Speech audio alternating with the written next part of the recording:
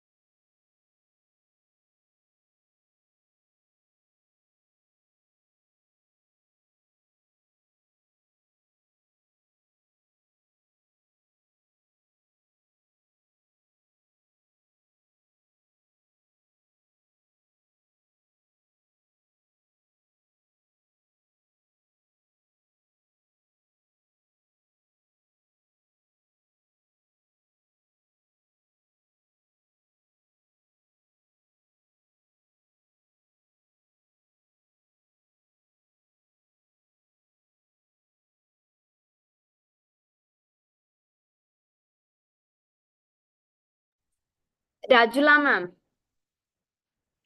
Yes, Hello, sir. ma'am. Yes, I sir. think we can open the meeting for the participants to join. Sir will join. We Yeah, will start. wait for him. Huh? I've started. Okay.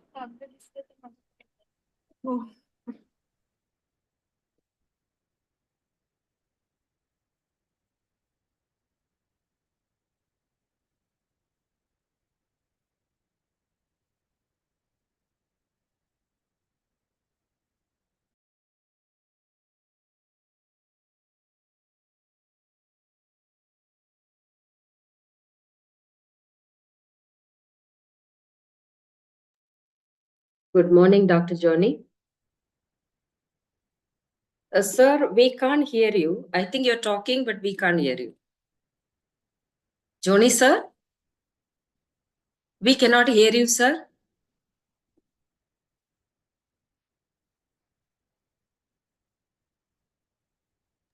Ma'am, I will connect with him.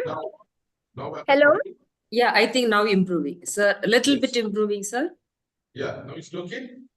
Can you increase the volume little bit?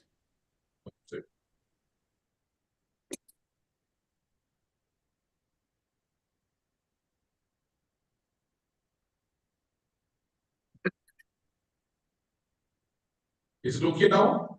Yes, sir. Very good. Perfect. Okay. Kartika, can we start? Ma'am, do we need to wait for 2-3 minutes? Sure. Now, You now wait. only 39 join. Okay, okay.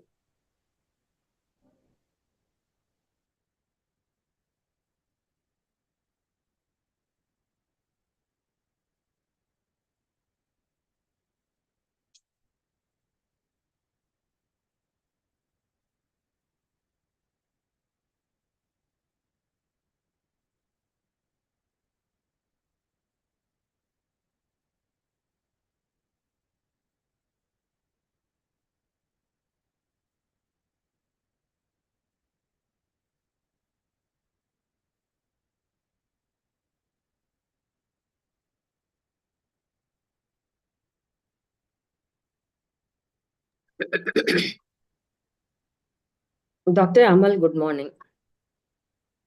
Good morning. Good morning. Very good Sir, morning. you remember me? I met you in Yeah, GVM. yeah. I remember you. I recognize you now when I saw your face. Yeah.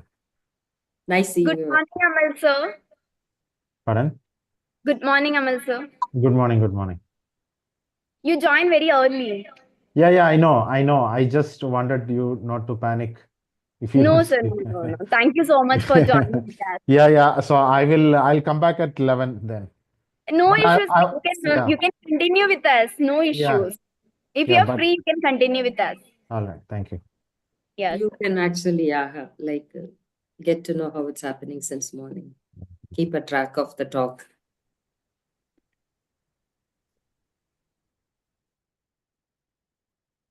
Kartika, Dr. Pratibha has joined already. Yes, ma'am. She is a panelist. Okay. You want me to wait still? No, we can start now We then. can start. Okay. Already Yeah. participants, I think around 49 I can see. So we will just begin. Yeah, we few are joined from our OD. Okay. So we joined from a single platform. Many are here. So we can start now. I'm just enabling the chart for everyone. It's already live. It's live in YouTube. So YouTube recording I'll share with you. Okay, ma'am. Okay. I'm starting, okay?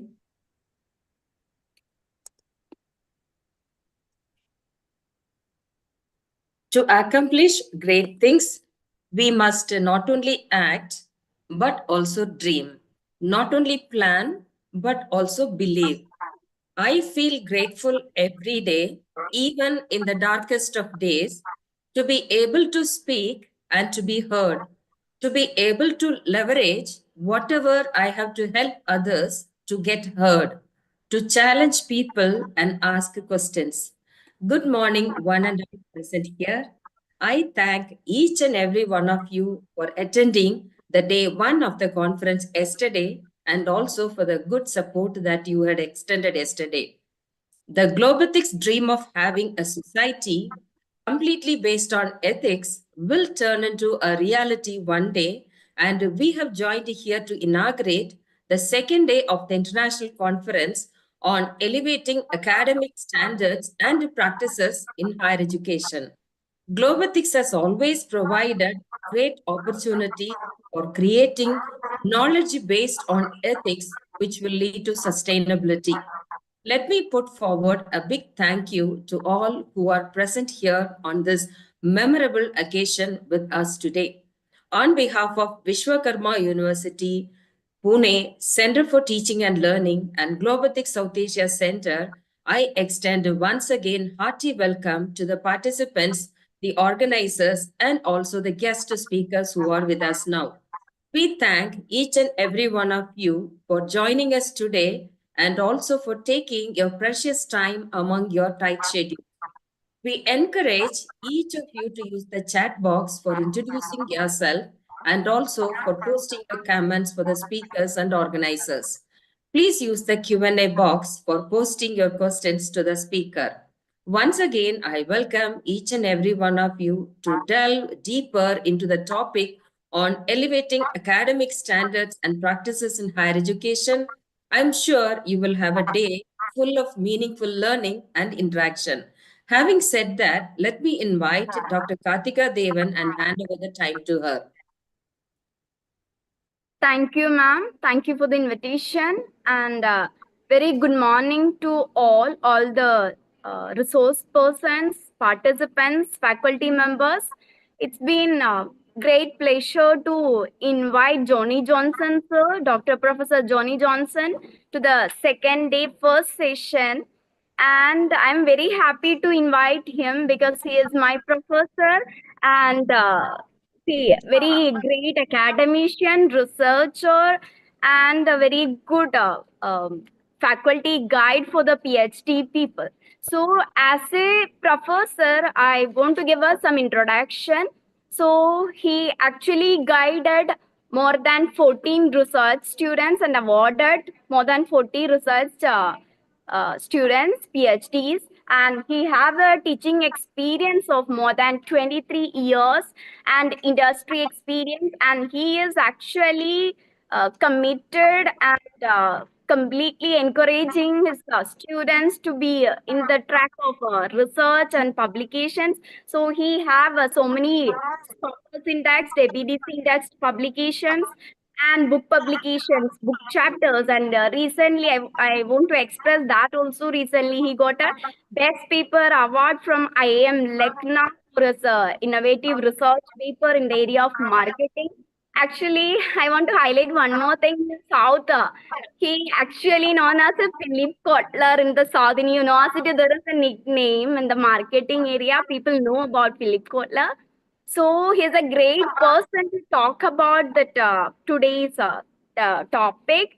And he is there in the NAC peer teams, and he visited many universities and colleges for NAC accreditation related. And he is a honorable director for School of Economics, Mahatma University, and he is a director for planning and development of the Mahatma University. So as a professor, he is shining in all areas of academics. So I would like to invite you, sir, for continuing the today's session. Welcome, sir. Yes, thank you. Thank you very much. Thank you, Karthika. Thank you, Vishwakarma University and the organizers for giving me this opportunity to speak at your prestigious conference. And in fact, I should be thanking all the members of the university, Vishwakarma University, and other organizers, as well as to all the participants. Warm good morning to all of you. The title of this seminar, Elevating Higher Standards for Higher Education, that is elevating the standards for higher education. Now, when we talk about elevating higher standards and practices for higher education, I believe yesterday you had a very fruitful session. You had some speakers. I saw the names. I think most of the international speakers have also spoken on various topics. So I believe it would have been really encouraging for all of you to hear from such stalwarts on the emerging trends in higher education. So I would also be liking sharing some of my views and thoughts on the topic. And I'm more focused into the student part, how to increase the interest, interest among the students when it comes to what are the things to be done, how to really elevate the standards. When I say academic standards, now whenever we speak about academic standards, there are three things which we need to keep in mind with respect to higher education. That is, we need to look at academics, we need to look at the delivery system, we need to look at the infrastructure which is to be necessary for the setting up the standards. So three things we need to look at whenever we are talking about elevating the higher standards. And I believe all the universities and higher education institutions focus on all these three areas. So that is why we find beautiful campuses, we find a good set of teachers. Teachers are trained on the pedagogy, on how to deliver things. When it comes to curriculum development also, we spend a lot of time. So all these three areas are equally important if at all you have to elevate the standards of higher education. And we also know there are evaluation agencies which look at how are we faring when it comes to these three things. So if you look at the assessments which are made by some of the assessment agencies, be it NAC accreditation agencies or be it AACSB or any other international agencies for that matter, they look at all these three components to check or maybe to certify some universities or institutions to be of a very high standard. Now, today my focus would be on looking at the curriculum part as well as the delivery part.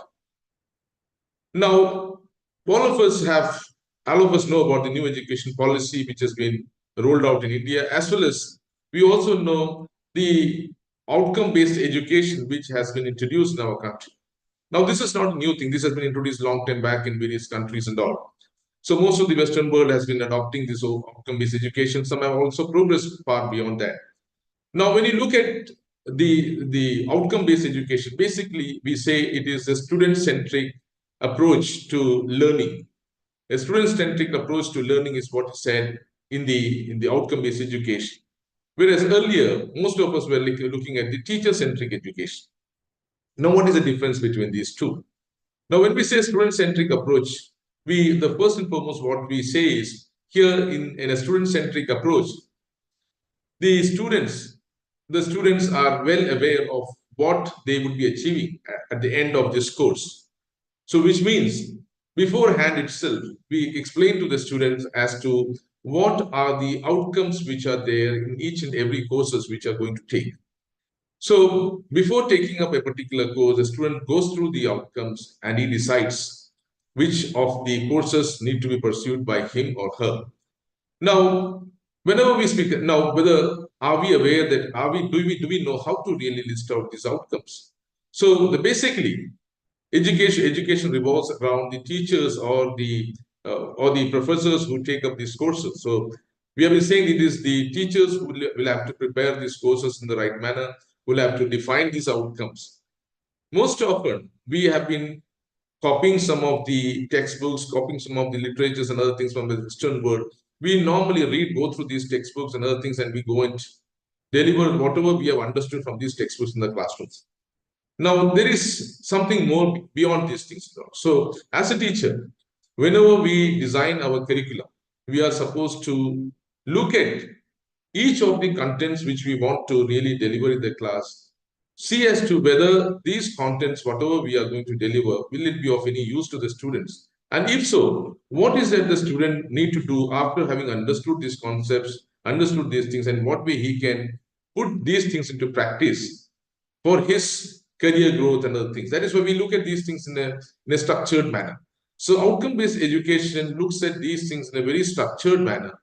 Even though most of the universities in India have adopted this outcome-based education model, and the first step in adopting this is we revise our syllabus and put all our syllabus in this particular format.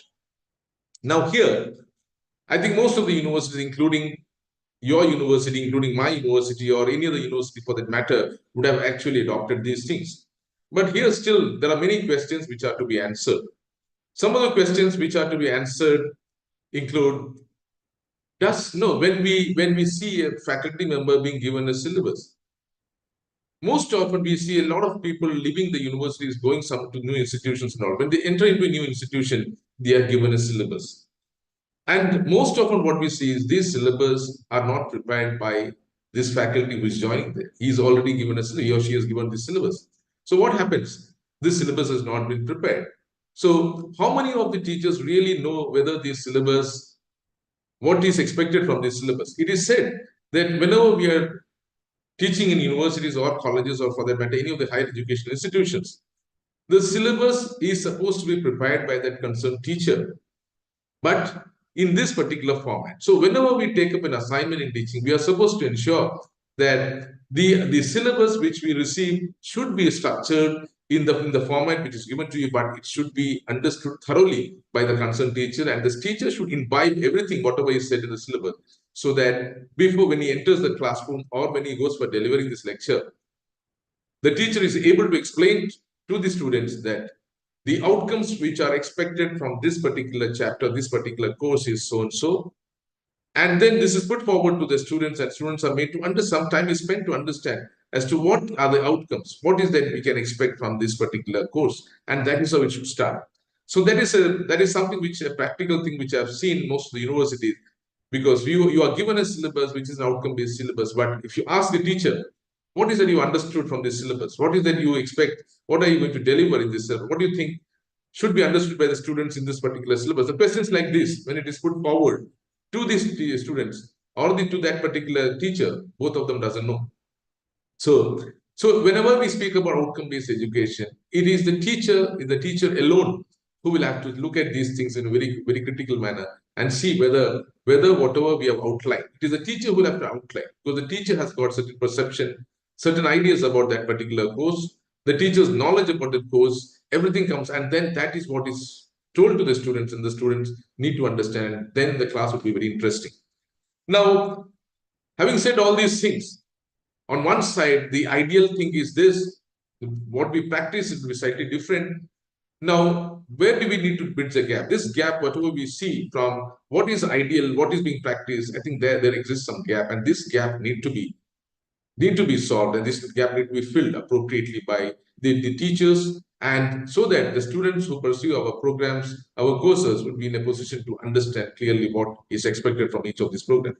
So here, today, I just wanted to highlight, I think even though some of your universities have adopted this outcome-based education in a big way, I think I need to put in some ideas about how and what are the components of outcome-based education.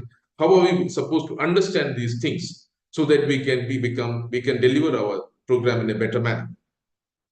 So whenever we talk about any universities, any higher education institution, we always have some idea as to where my university or where my institution should be in few years from now. Or maybe I can say we always frame our vision statement.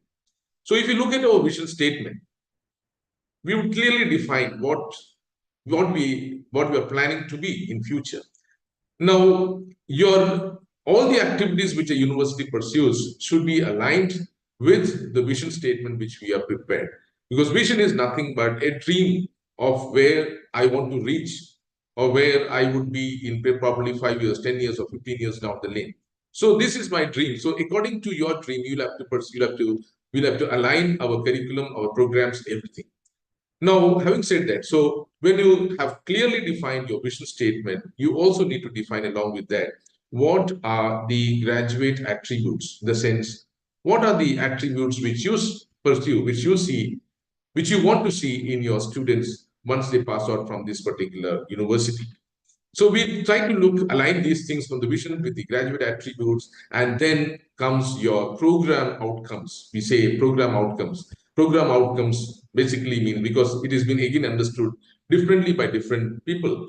Now, program outcomes means if you have got programs, for example, humanities programs are there, you have got commerce and management programs, you have got science programs, you have got programs from different faculties. So you'll have to look at these programs critically, and you'll have to ensure what are you expecting, what are the outcomes you're expecting from each of these programs from different faculties. So that has to be clearly, I think there has to be a brainstorming session to understand what should be delivered, what should be acquired by the students from these programs. So a clear vision, a clear idea, and this program outcome should be aligned with your graduate attributes and with your vision. So after your program outcomes are prepared, then comes your program-specific outcomes.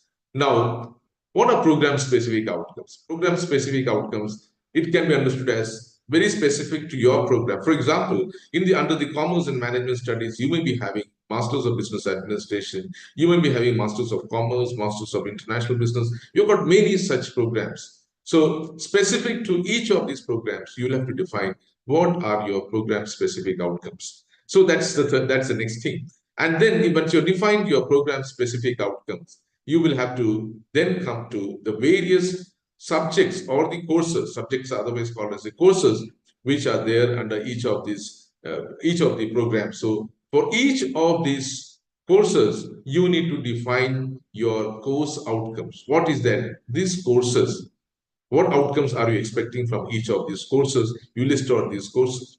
So, and then we prepare our syllabus in a detailed manner, not merely saying that when it comes to course outcomes, we clearly define our course outcomes, and also each of the contents in our syllabus, be it if your syllabus has got, say, 5 different units or modules, under each of the modules, you'll be having various other contents. From each of these contents, you try to list out the level of what is level of understanding or the level of learning which is expected from each of these contents. And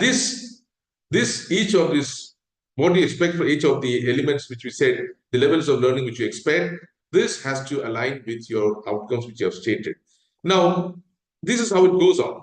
So I think this exercise would have already been done by most of the teachers in the universities. But this probably is for a teacher who has not undergone this exercise.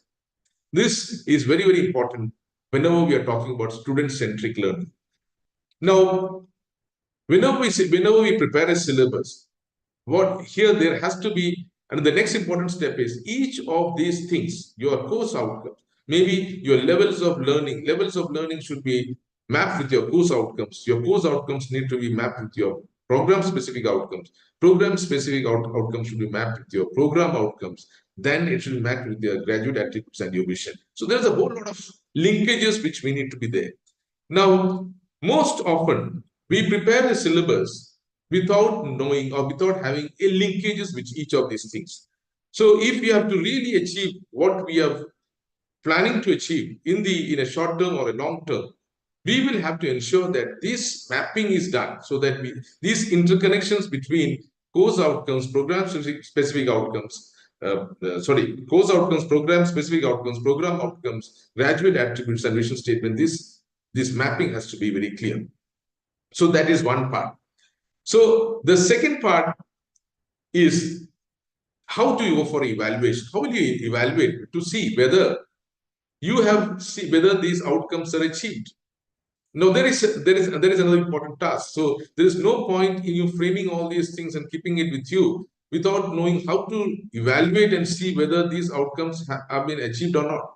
So that is my next important step. So here, as we just map these things and keep it ready for delivering this course, we also, and while preparing the syllabus itself, we list out how are we going to check whether these outcomes or what is learning levels which you have stated, these are verified, these are evaluated, and to ensure that whether these things are really acquired by these students. So that is the most important step. So on one side, we have prepared everything in a systematic manner, put it across in a syllabus to show it to any of the agencies. But on the other hand, if you are unable to really explain how are we going to measure these things, then it becomes very difficult. So to measure these things, we need to again look at each of these things very critically. Now here, in these things, for example, you have stated some outcomes for your course. And this course, you have said that, okay, I'm going to evaluate, maybe I've fixed the learning levels for this particular content of my syllabus is, I'm saying that the creative skill is what is going to be evaluated in this content. As we all know, when it comes to the learning levels, we have learning levels. The basic level is remembrance skill, understanding skill, then goes up the higher up the order. We go for analysis and creative skill is the final one. So we have got the higher levels of learning, which is creative skill, maybe an analytical skill and all. So if we have framed a particular course content to have a creative skill, which is going to be imparted to the student, how are we going to measure whether the student has actually acquired this creative skill? So that is a very important question which need to be taken at. So that is what I said. Unless otherwise, the teacher who has prepared this course, the teacher who is prepared will be having some idea in his or her mind as to how am I going to evaluate or maybe measure this creative skill in the students after me delivering the classes. So the teacher alone knows, and teacher alone can prepare how I can evaluate whether the student has acquired or not. So that is why, while preparing the syllabus itself, the teacher should have a clear idea as to how the teacher is going to evaluate or see whether this creative skill which has been imparted to the student, whether it is achieved by the students or not. So similarly, each of these skills which you have listed out in our syllabus, and that need to be evaluated and seen whether it has been achieved or not. So that is for which there are many methods which has been suggested. Of course, we cannot have a foolproof method. It is something which evolves over a period of time, and it requires continuous improvement. Year after year, course after course, it has to be improved. Now, for evaluatory skill, again, when it comes to evaluation, you have got both direct method of evaluation and indirect methods of evaluation. Now, the direct methods of evaluation includes maybe your test papers, maybe your assignments, other things and all, and which you have a pattern. You may have a rubric. You may have a rubric to evaluate. For example, a rubric would be saying that, okay, if a person is, if you have to say an assignment to be satisfactory, you will say, okay, it needs to have maybe analysis in this particular style. Maybe if this content is there, I will say this is satisfactory. If you have to say something to be exemplary, you will say that, okay, if the person has done this analysis, then I would say this is exemplary. So you will have to prepare a rubrics. It is not at the whims and fancies of a teacher that whenever we see a paper, we start giving a mark. No, we need to have a clear-cut rubric, which is already planned well in advance before we sit down for an evaluation. So that need to be there when it comes to a direct evaluation. So for all direct evaluation, we need to have a clear-cut, foolproof rubric based on which we will sit down to evaluate, to check in a very objective manner whether the student has acquired the necessary skill which we have stated in our course outcomes. Now, when it comes to indirect method of measuring is normally it is through surveys. It is through surveys. We conduct various types of surveys from various stakeholders and see whether maybe straight away from the student itself. Student is also one of the stakeholders, student itself. What are the skills? What skills? Whether you have achieved the skills which have been stated. You ask the student. You do a survey among the students and look at whether they have really acquired the skills which you have stated in your outcomes or not. So this is a very scientific way in which we are going about doing all these things. So whenever we discuss outcome-based education, it has to be understood in its totality rather than we just changing the syllabus alone or maybe putting these outcomes alone in the syllabus and then saying that, okay, we have converted to outcome-based education. So it's not the case. So in true spirit, if you have to ensure that the students are benefited, it's not only the students who are getting benefited, it is also the teachers having a clarity in their mind and thoughts as to what they have to deliver, what is there, because what is there in this particular portion which I'm going to take. So there is a clarity which is there among the teachers, among the students. Your discourse becomes very interesting. Because as a teacher, I'll be very much interested to go to the class and engage my students if I know all these things well beforehand. Similarly, the students also will be eager to know. So the preparation of the students and the teacher goes together in ensuring that the classes are lively and interesting. So that is the logic behind adopting outcome-based education, and that has to be understood. So I've just put it in a very simple, in a very crude manner. So I would like to show you, maybe I've got a PPT with me, which I prepared to show you as to how each of these things are aligned. So let me just show you the PPT.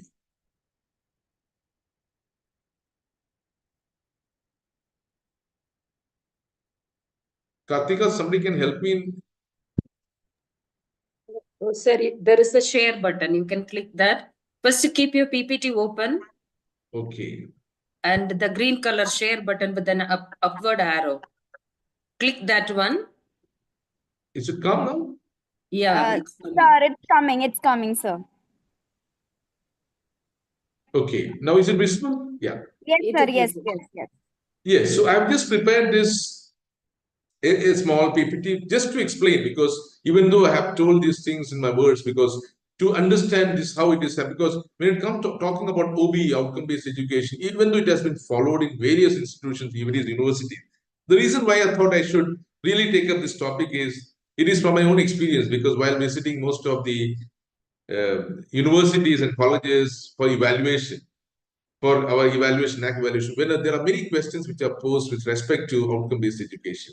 And questions like whether the outcomes are clearly stated, whether they have got a proper evaluation method for all these things.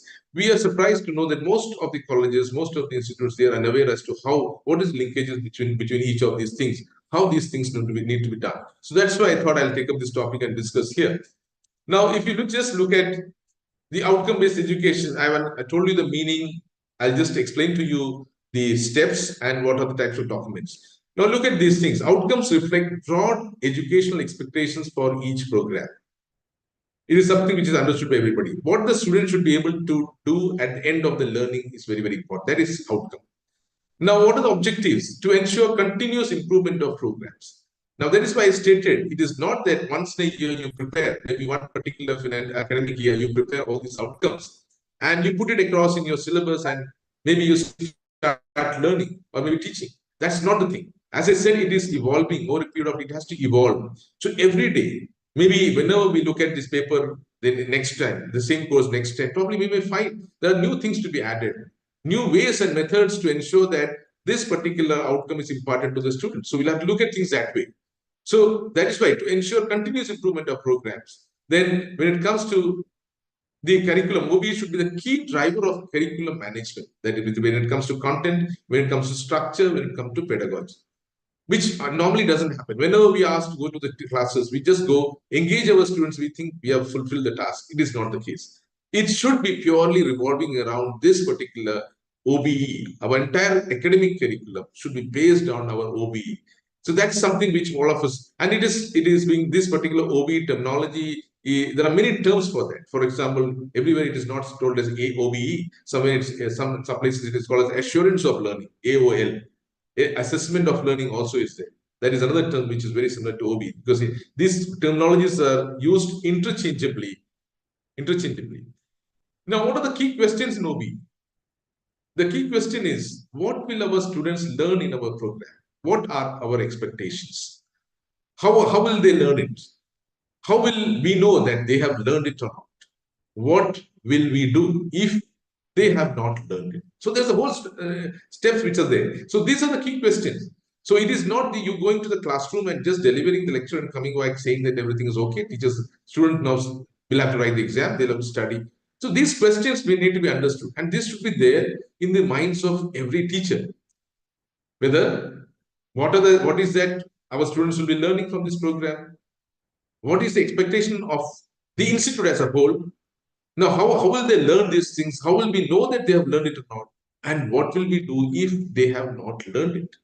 So this question should be there always in the minds of every teacher, every educator, whenever they are going to the classroom.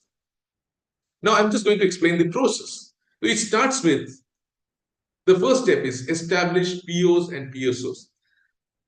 I've added a few things earlier. I say that you always look at the larger vision of the university, the attributes which you think the students should graduate at, then you come to these things. So within the university, your step starts from here. Establish program outcomes and program-specific outcomes, very specific.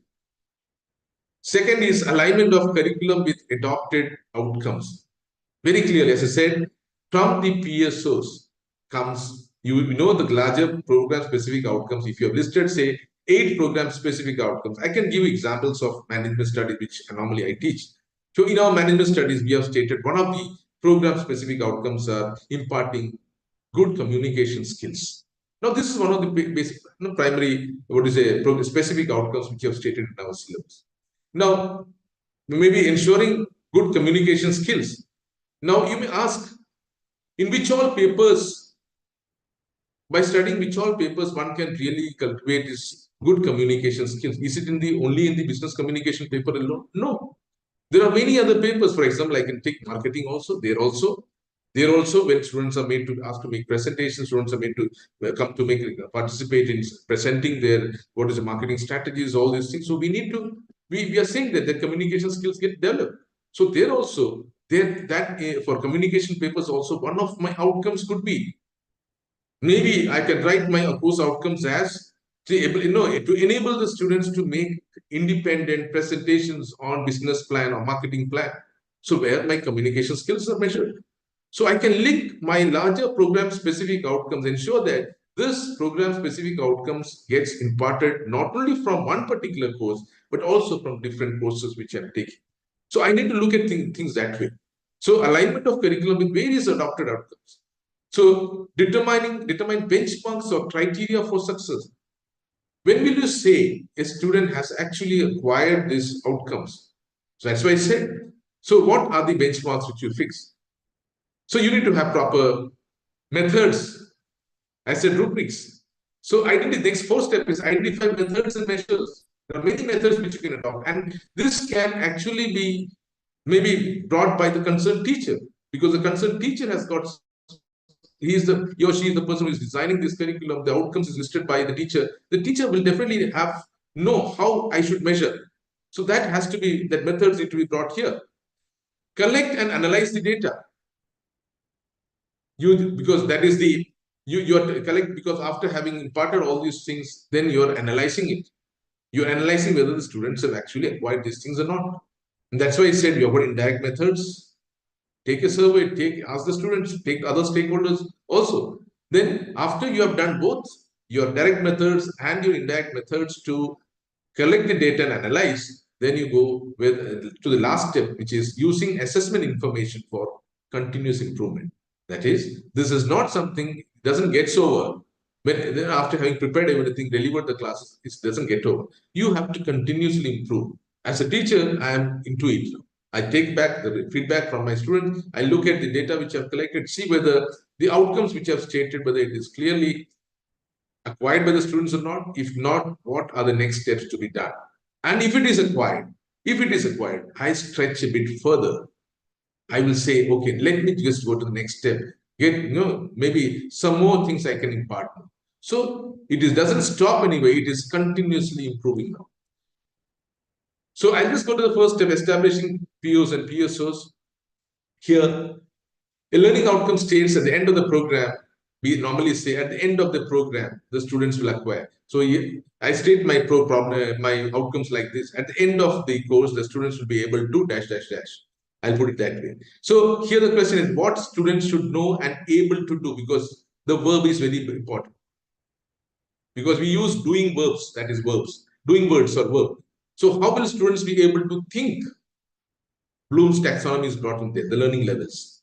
So here, example of an outcome is evaluate various, at the end of the course, evaluate various alternatives and arrive at the best possible solution for a given problem. We all know the Bloom's taxonomy, which I need not explain to you, because learning levels, remembrance skill, understanding skill, application skill, analytical skill, evaluate skill, and creative skill. That is there in front of, because most of you would have designed your programs in that manner. This is Bloom's taxonomy.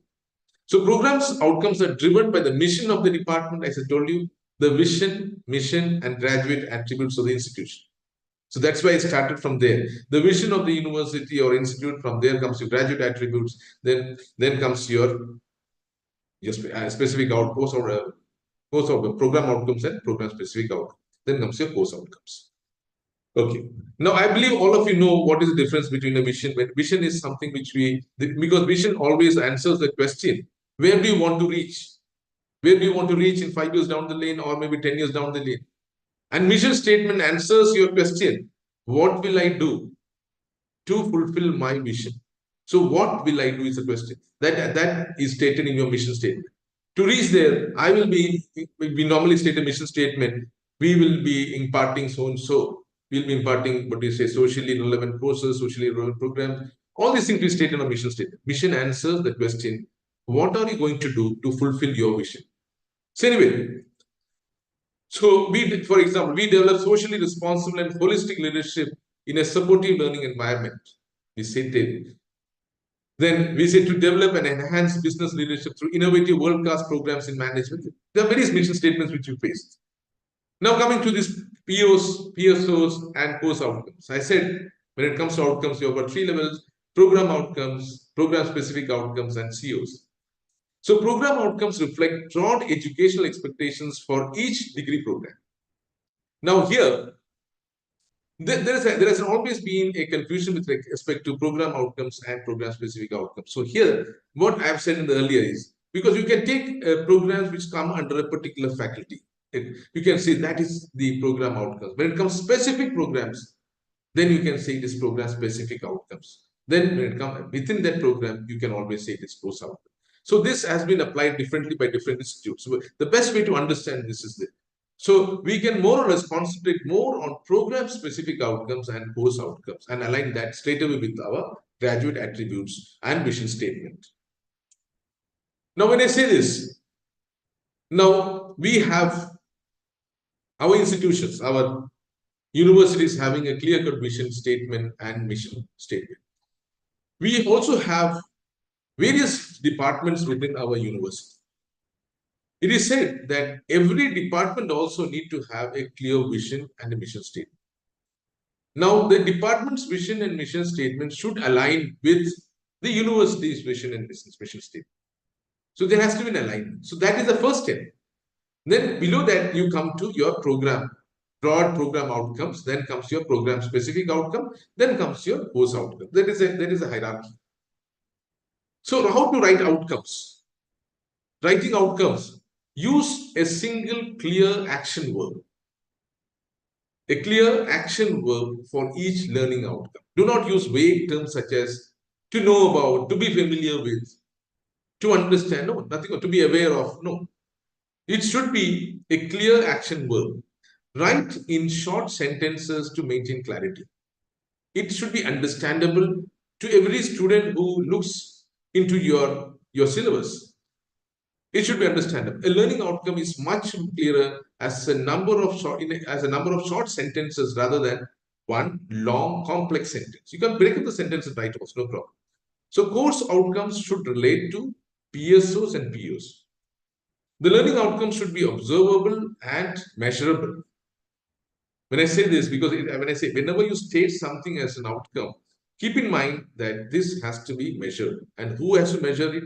You have to measure it. As a teacher, I am supposed to measure it and say whether these things are achieved by my student. Nobody else is going to do all these things. I am supposed to measure it. So learning outcomes describe observable behaviors and actions. So invisible activity may well be vitally important, but we can only assess how the invisible ones becomes or impacts on observable light. It is the observable thing which can be measured. Just look at the program outcomes which are stated here. The program outcomes is program and program specific outcome. The program outcomes, for example, PO1, it says our graduates will have effective problem solving skills. Our graduates will have effective problem solving skills is a program. Look at the PSO stated below there. You've got 4 PSOs, program specific outcome. It says identify a business problem and its relevant stakeholders, PSO1. A student should be able to identify a business problem and its relevant stakeholders.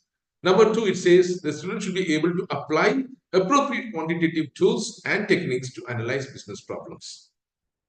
Number 3, PSO says the student should be able to apply qualitative information, tools, techniques to analyze business problems. The 4th one is the student should be able to evaluate various alternatives and arrive at the best possible solution for a given problem. See the logical way. It's very clear. Anybody who reads this will easily understand what is meant in each of these things. And even the students will be able to understand them. Look at the program outcomes number 2.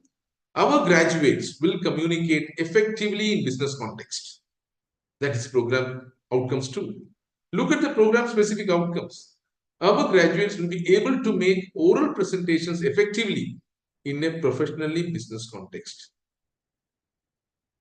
Second, number 2 is students will be able to write effectively in business context. So communication has got both parts, both oral communication, verbal and non-verbal.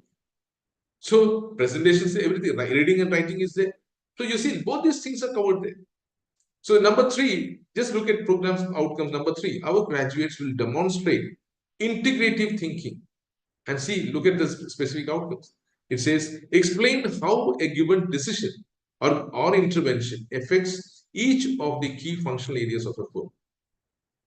Again, apply analytical tools and techniques from more than one functional area to address a problem or a case.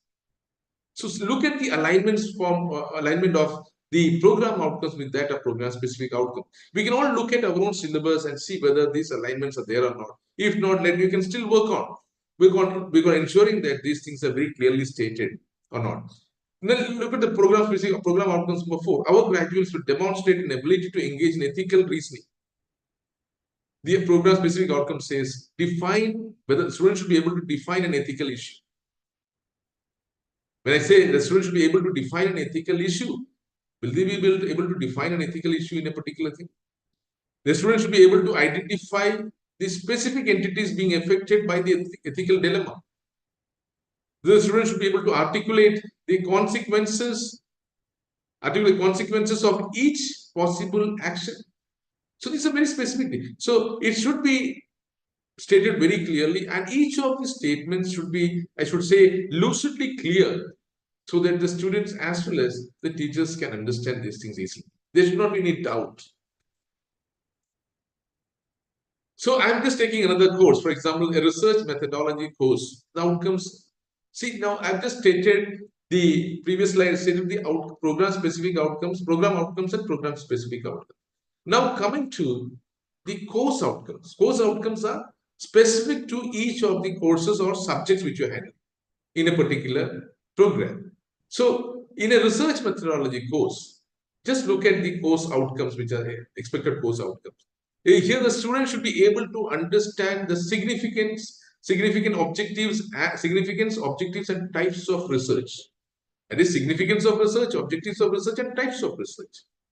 So, what is the cognitive level of learning here? It is understanding. That is why I put it U, and it says it should be aligned with PSO number 3.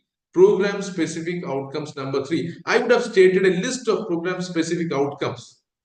Look at it here. The program specific outcomes is our graduates will demonstrate integrative thinking is what I've stated in the PSO. And if you look here, this course outcomes is aligned to program specific outcomes number 3. Now, similarly, my next outcome is identify, the student should be able to identify a research problem. Here, the cognitive level of learning is, you can see that it is analyzing ability or analytical ability. And this again is aligned with PSO number 3. What is 3? Our graduates will demonstrate integrative thinking. So this is very, so I can just see that. So each of these things aligned to some program specific outcome. So apply formulate, my students should be able to formulate a sampling design. It is creative skill. C is creative, high level of learning. My student should be able to formulate a sampling design. He is designing by himself. Creative skill, aligned to number 3. Apply, the student should be able to apply suitable methods for data collection and analyze the data. It is again analytical skill, aligned to. So this is how the alignment comes. How to really map with the program course outcomes with the program specific outcomes. That is what is explained here. So for every course, for every course, I should ensure that I'm able to link these things very well. So so instead of to make things easier, I put the PSO 3 here, analyze data and carry out social research. So all these things are aligned with that. Okay. Now this, I don't think I need to explain because most of you would be knowing the Bloom's taxonomy and the levels of learning here. So this is how the hierarchy goes. The highest level of learning is the creative skill. And normally a student, when he or she passes out from an institute, we should ensure that the student has got sufficient amount of creative skill in him or her, because we are supposed to at least impart a good amount of creative skill, and depending on the courses which we offer, this will vary. So remembrance skill, understanding skill, apply, analytical skill, evaluativity, and creative skill. So I don't think I need to spend time explaining these things here because all these things are known to. Coming to the next one, aligning of curriculum with adopted outcomes, which I partly explained to you how it has been aligned. So I just said course outcomes aligned with the PSOs aligned with your program outcomes, and that should be aligned with your mission, with the graduate attributes and your mission statement. So this is what I prepare at the end of while preparing the syllabus. I prepare it this way. I list out the courses and I list out the course outcomes in the second column. You see, one particular course name, list out all the course outcomes in the next column, and for each of the outcomes which I have stated there, I'll align it with the PSOs. I'll align with the PSOs. The PSOs are in turn aligned with the POs. This is how this chart has to be prepared. This is called as mapping of every attribute. So you are very clear whenever you prepare how these things are mapped with other things. Determining benchmarks or criteria for success. Third step. This is how do we know that the students have learned it or fulfilled this outcome? That is the thing. So benchmark is an acceptable internal performance benchmark to determine whether the student performance is acceptable or not. So the benchmarks is predetermined. We decide very clearly whether if the student is, as I said, you prepare a rubric. You say something you state as satisfactory or something you state as exemplary. Exemplary is if a student has achieved more than 80%, I would say more than, or 90%, I say exemplary. Satisfactory, I would say if it meets expectation. 80% of if the students have achieved whatever I expected, then I say this. So you prepare a rubric by yourself and then you analyze. So you put it this way in percentages. How many of them exceed expected? Then you evaluate, see benchmark. If a percentage of students How many of them exceed expectations? How many of them meet expectations? How many of them are below expectations? So this is the rubric which I've just prepared. See, for example, in communication, just look at the second row that demonstrate proficiency in written communication. I've given criteria is content, structure, and mechanics. Exceed expectations. What are the things I've written? Shows excellent understanding of the topic. Structure, excellent structure using logical layout and presentation. Mechanics, appropriate vocabulary and sentence structure. So these things are written by me as a teacher. I just put these things in a paper and see for you. And I just keep this in mind with me. Whenever I evaluate somebody, I look at whether to what extent people have achieved these things, and accordingly they are evaluated. Next is identify measures and methods. Student learning can be measured using, as I told, both by direct methods and indirect methods. Direct methods is by you take the scores which are attained by the students in your class, take a sample of the students, ensure that they are representable for the entire classroom, and then look at them and see how far they have achieved. So exams are there, test papers are there, projects are there, presentations are there, performances, etc. You look at all these things. Then these are direct methods. Through examinations, of course, you put your questions in such a way that you should be knowing that these questions measure so-and-so outcomes. It cannot be any questions and then see you up. When you say, put a question, ensure that this question is corresponding to this particular outcomes which you want to measure. So this has to be stated beforehand itself, because you have to know it. So that is the question is to be prepared that way, and accordingly you'll have to give the scores.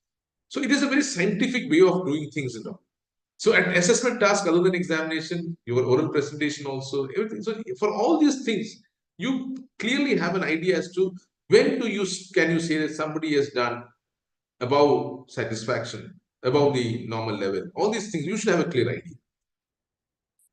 I've stated about the rubrics. Rubrics is maybe a tool which is used, which you prepare by yourself to evaluate each of these students, which I've stated already here.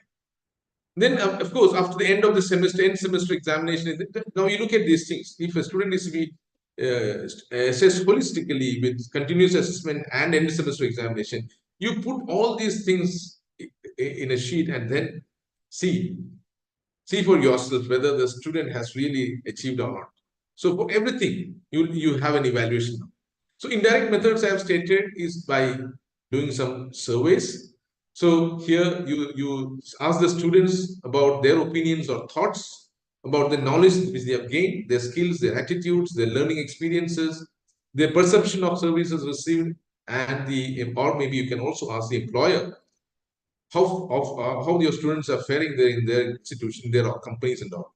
So do not measure a student's performance directly, because this indirect measures, they don't measure the student's performance directly. Indirectly they measure. It is a supplementary tool along with your direct measures. It includes surveys, exit surveys, entry surveys, focus group studies, alumni surveys, and employer surveys. So here the questions, some of the format of questions which you can ask is, what courses do you think will be most useful to you in your career? What courses do you wish had been available to you? What types of skills or competency do you see in demand and which we are not providing you? So you get a lot of such questions. So that will give you an idea as to where you stand as an institute, as an individual teacher also, with respect to your program, with respect to your course. So similarly for alumni also, I put some questions because since I'm running short of time, I'm just trying to finish up earlier. So here you just put some questions here also. What courses do you wish you had taken to the alumni? What types of skills or competencies do you need in your current position that we need to prepare you for? So questions like this you can put forward to the alumni. Similarly to the employer, to the recruiters, you can put some questions like, what are some of our competitors doing better from your perspective? They can give idea about other business schools, other universities, what they are doing better when compared to us. That feedback would be very good for us to incorporate in our curriculum also. What are the qualities in our students that make our school a desirable place to recruit? What are some of the qualities, skills, behaviors, or competencies that would make our students more competitive in your firm? So questions like this can be stated so that to the recruiters, so that you can get some idea. So of course, once you have taken this data, you collect this data, you analyze them. You collect and analyze this data. This can be done by the faculty wise. Course wise, if you have to do, the faculty can do all these things and see for himself or herself as to where do that particular faculty stand with respect to that particular course which he or she is taking. So in this, you're improved, because this way you can improve. You can improve your course, you can improve your curriculum. Now, this has to be analyzed at the program level also, collectively, for that entire program. So for this can be done each semester, after the end of the semester, then after the end of the year, then you make the necessary changes, incorporate new things after your feedback, which you receive from various stakeholders, put it across, again revise. So this has to be a continuous process. So this has to be a continuous process which needs to be adopted. Okay. Now that is why I said, now you close the loop, because it is not getting over, because you are continuously improving. So the focus is on finding out what insights the assessment data is giving on improving the program. Based on the assessment data, necessary changes are made in program architecture and delivery of the course. So the closing the loop action will be the next for the next batch. Next batch, you are trying to improvise whatever flaws or whatever, inconsistencies or lacuna which you have seen in your present course. This is going to be resolved when you start your fresh and your next semester on the next delivery. So this is how these things happen. This is how we prepare your action plan next. You can prepare the action plan by directing the faculty to spend more time on the specific PSOs. Changes in the assessment instrument can be made. Changes in the pedagogy can be made. Changes in the curriculum content and structure, student training or student support, everything based on this feedback which you receive. Then we reassess again. So this continuously grows. So you have all this, because you can even improve your assessment system also, the changes which you can bring in. So curriculum can be changed, revisions on mission statement, your mission, POs can be changed, PSOs can be changed. This keep on changing. So all these are documented very well, so that anywhere from wherever somebody enters an organization, enters your teaching field, they can look at all these things. They can do things by themselves. They can get a clear picture as to, because the one thing which we all need to understand is, it is in this profession, the teaching profession, that people don't tell us what to do. We have to do things by ourselves. We have to understand. So if you have to do things by ourselves, we have to understand, because we are in this noble profession of teaching and research. Here, we have to evolve. We have to do things by ourselves. So path to the OBE for any institution is, the steps which can be taken is, identify the key terms and mission of the department and relate to vision and mission and of the institution, giving focus to students. So based on the key terms, develop program outcomes and program specific outcomes for masters and doctoral programs or graduate programs also. Prepare the course outcomes, map COs to PSOs, POs and PSOs, and consolidate course to PSOs mapping, that is curriculum map. Develop rubrics for outcomes. Finalize OBE based curriculum, OBE plan of the department, course information document for each course at the beginning of each semester, measuring the outcomes. Assessment report has to be prepared, which gives details of assessment results, action taken, and the end of each academic year. Conduct indirect assessment once in 2 years. Indirect assessment cannot be done properly every year. Maybe slightly difficult. If you're able to do it, it's very good. If not, at least in 2 years, do an alumni survey, recruiter survey, student survey, do all these things. So that is how it goes on. This continues, and this is how we do the outcome-based curriculum in true spirit. Thank you very much. So I think I'm sharp on time. So if you have got any queries, maybe 1 or 2 questions, I can definitely take. And yeah. Yes, over to you. Dear participants, you can post your questions in the chat box. If you have any There is questions. already a question in the Q&A. Recently, UGC new regulations, PhD is not required for candidates who are qualified in UGC NET exam for recruitment of assistant professors. So it's a question mark. Can I just repeat the question, because I am unable to see this question here? It's in the Q&A box, sir. 1 second. Not the chat box, it's a Q&A box. Q&A box. Okay, 1 second. Yeah, I think- during some recently UGC new regulations, PhD is not required for candidates who have qualified in UGC NET exam for recruitment of assistant professors. So if you know what is the question there? I don't understand. Is it a question? I think probably the person means that earlier UGC NET was required before they are posted as professors, assistant professors. But now I think it is going to be removed. Yeah, but the question says Both UGC not NET is, required. yeah. So I think that is he is stating the regulation. I don't understand what he really meant by this question, because this is not a question actually. Is he clarifying a doubt? I think you can ignore, sir. I just guess whether PhD and UGC NET is required before they are posted as assistant professor, or The only recent, one, the recent or only- the final regulation which was brought recently says both these things are not required. Okay. The final regulation, the new one which says both these things are not required. That is what is said, and it has not become a regulation in full-fledged. Yes, sir. And there are no Now more it's okay. questions. There Which is is one better more in question. terms of, yeah, I can read the question. So which is better in terms of quality, net qualified or PhD? See, so I don't know whether I am the right person to answer this question, but I can just tell you one thing. If you look at, see, when you qualify for NET, of course, you have universities across the country. The standards of education are different for different universities. That is why the UGC at that point of time decided to have a common screening test for to be qualified as a teacher.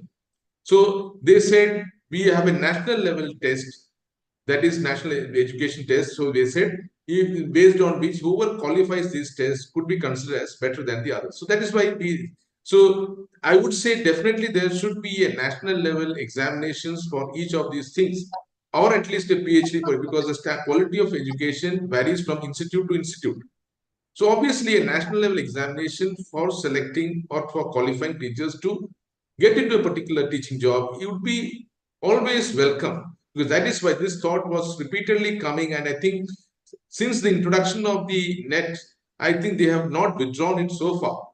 Now the recent draft regulation proposes something. We'll have to wait and see whether it will be removed or not. But I think it should be there, because because the quality varies from institute to institute and from university to university. Hence, a national level examination has to be there. With respect to PhD, now PhD was also considered. People are not qualifying for NET. PhD was an alternative. So that also was a very good suggestion, because in doing PhD, a person focuses more on the individual area of research, and the person is getting mastering over how to do a research by thinking, by looking at a problem, by analyzing a problem, because the gain which you get in your PhD program is tremendous. So I think the NET, you can't say one is more superior to the other one. Obviously, both these things, as was mandated earlier, that NET or PhD, that seems to be a very feasible solution when it comes to looking at the qualification for becoming a teacher. Yeah.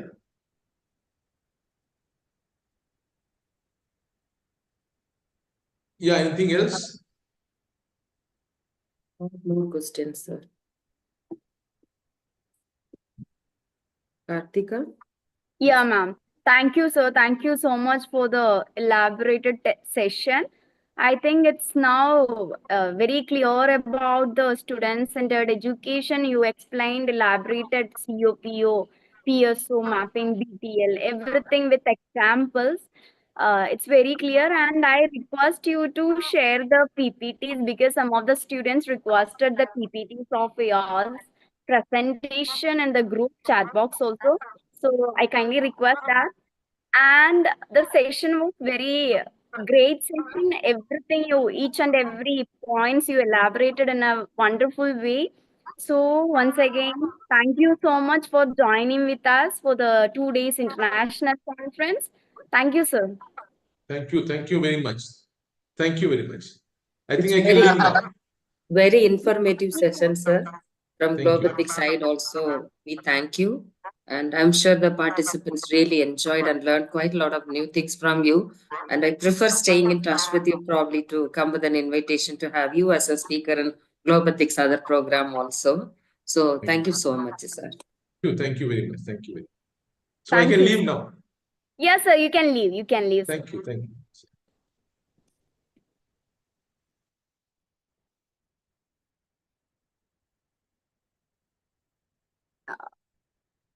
Ma'am, let me check Amal sir is joined or not. If he joined, we will continue. Otherwise, I He's will there, get. sir is there. Amaldev sir is there. I am here. Yeah, sir. Is there a break now? No, sir. Give me 1 minute. We will have an introduction and you can. Okay.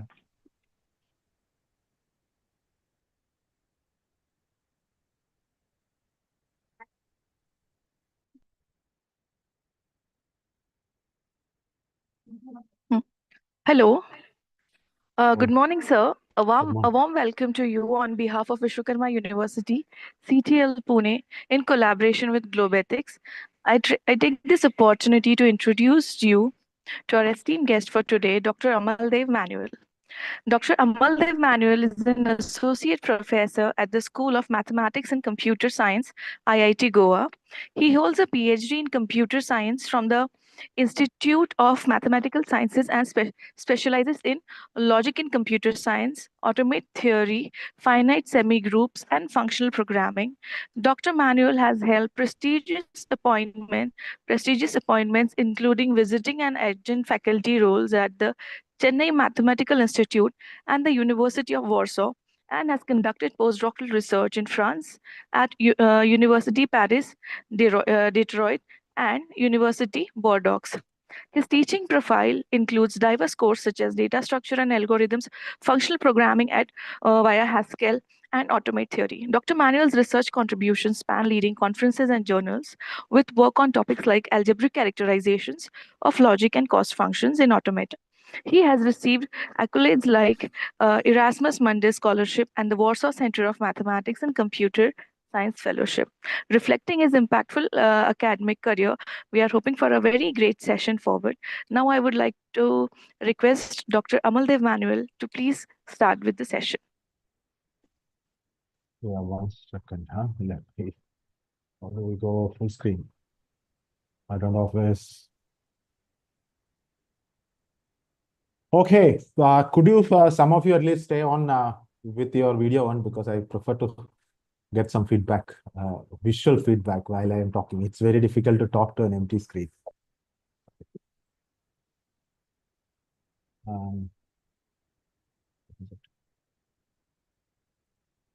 Okay. All the panelists, please keep your videos on. Yeah, I mean, if it is inconvenience, it's fine, but otherwise I would like at least some of you. Can you see my screen completely? Yes, sir. Or this Yes, Zoom is interfering? It is visible and it is full screen. Okay, but okay. So, but my video is not obstructing the screen, yeah? No, sir. All right. It's fine. It's fine.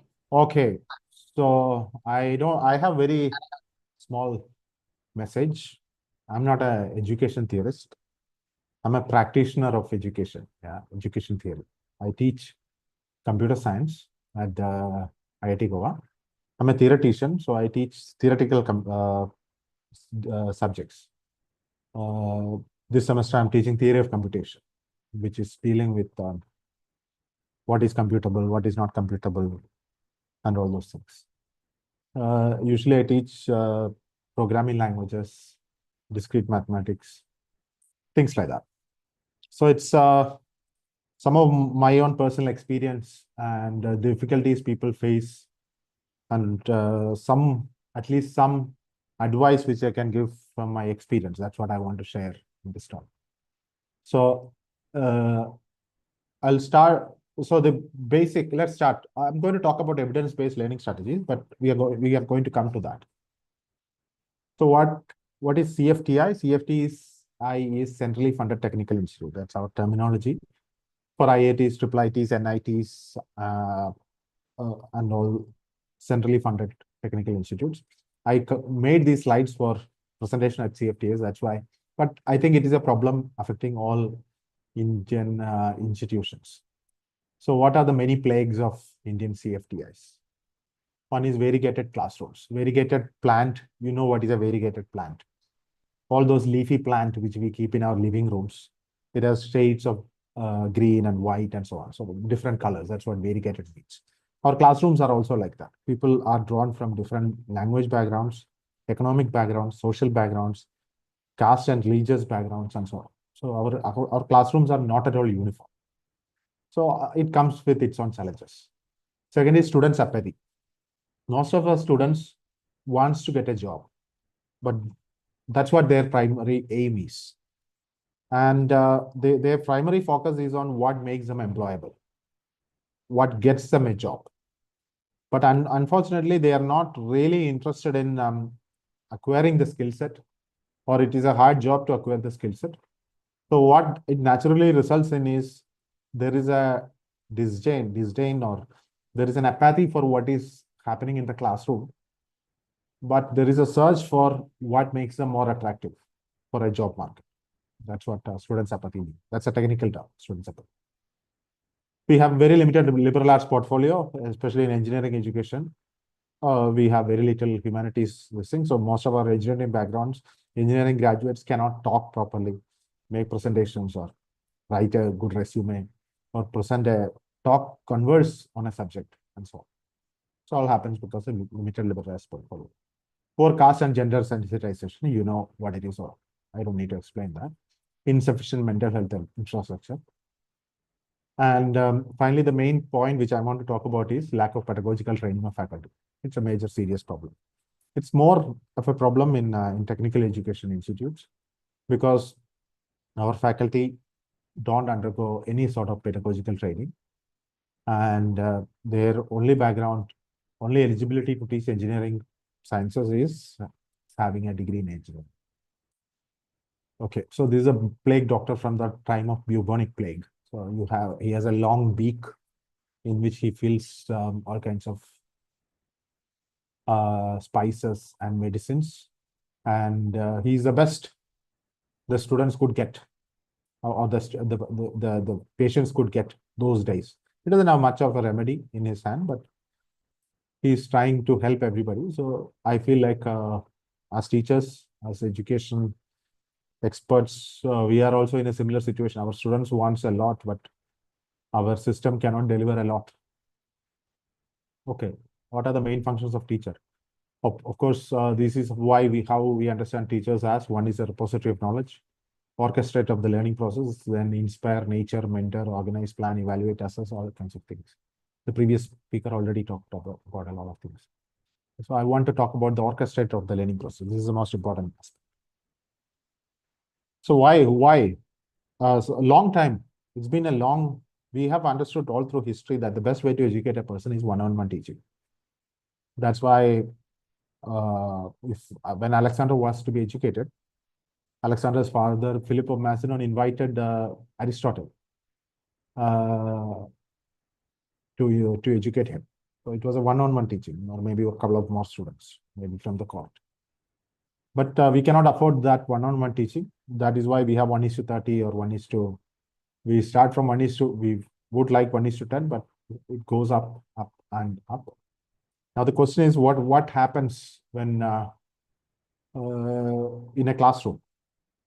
In a classroom, teachers tries to teach. Almost all the work is done by the students, but still there is a crucial aspect, which is that the teacher is the most critical element of the classroom. If the teacher doesn't know what he is doing, then most likely the class will fail.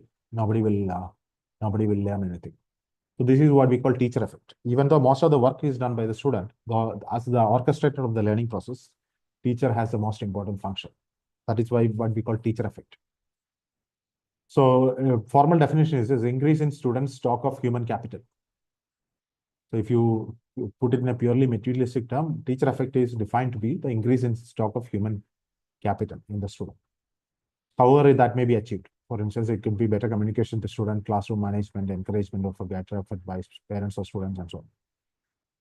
Now, there is a wide variation in teacher effectiveness that everybody understands. That's why we call it, he's a good teacher, he's not a good teacher, his classes are boring, and so on. And this teacher effectiveness is very greater in mathematics than in English or reading. Okay. Why is it the case? Why is it the case? Because we know that one of the subjects which many students find difficulty is in mathematics, especially the mathematics, abstract mathematics. Once they get to 8th standard and start polynomials and variables and so on, they find it very difficult. Why is it the case? But at the same time, they won't have that much of, almost everybody knows how to add, subtract, multiply, and so on. And almost everybody is very good at solving puzzles, logical puzzles, and all these things. But some areas of mathematics, people find it difficult. Why is it the case? So the point is that not all mathematics is the same. Empirical theories in mathematics. So we can classify mathematical disciplines, the disciplines within mathematics, as how far removed they are from our daily life. Okay. So when they are very close to our daily experience, we call them empirical. For instance, addition and subtraction. We have already circuitry built into our brain to add small numbers, to look at a bunch of sheep and immediately know how many sheep are there, whether it is 5 or whether it is 4 and so on. You don't have to count them. You look and then you immediately understand. So there is a circuitry built into our brain. We have evolutionarily evolved some capability to understand those parts of mathematics. So those empirical theories are much easy to understand. But the difficulty is proportional to how far removed the abstractions are from human experience. Okay, I'll give you an example. So there is this picture. We can think of mathematical world or our makeup into 3 parts. One is a physical world where we reside, where our experiences are, where our feelings are, emotions are. And one is a mental world, what happens in our brains. We have models of the physical world. We have models of everything. We have count, we have numbers, we have size. All these are abstractions of the corresponding reality in the real world. That's a mental world. And then we have the Platonic world of mathematics, where we have polynomials, where we have lines, solids, tetrahedrons, and so on. These are not naturally in our mental world, but these are abstractions which we concoct out of those mental world by intense intellectual effort. Okay, so we can think of these 3 worlds. Now, when we encounter mathematics, we are trying to study the Platonic world. And how far removed things are from the mental world, what happens in our brain, that much difficult it is going to be. Okay. Let me give an example. Of a this is an example which I always face when I teach a class called programming languages. Okay. I teach in the 5th semester of computer science, beta computer science classroom. I teach a course called programming language paradigms. So by that time, students are already know how to program in a language. Most likely they are learning, first year they're learning Python. Second year they are learning C programming language. And all these programming languages are in a paradigm called procedural programming or imperative programming, And when they come to my classroom, I teach them a more mathematical way of programming.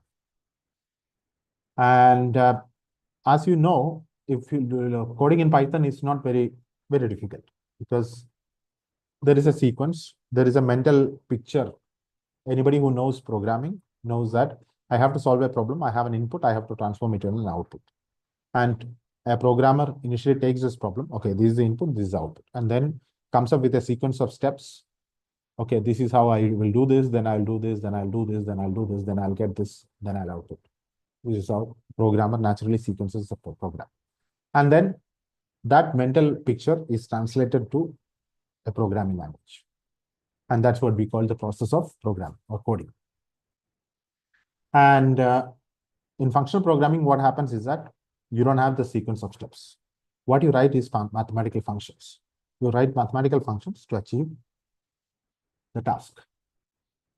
And the students find it very difficult because, first of all, it's like you learn how to ride a bicycle and now you have to drive a car. There are many more pedals and gears, and you have to look into the mirror, and then all kinds of things are there. So you have to deal with a lot of things at the same time. So this is one of those abstractions which they find very difficult. Okay. So you don't have to understand this. I just want to know what I'm talking about. So in case some of you recognize it, it's fine.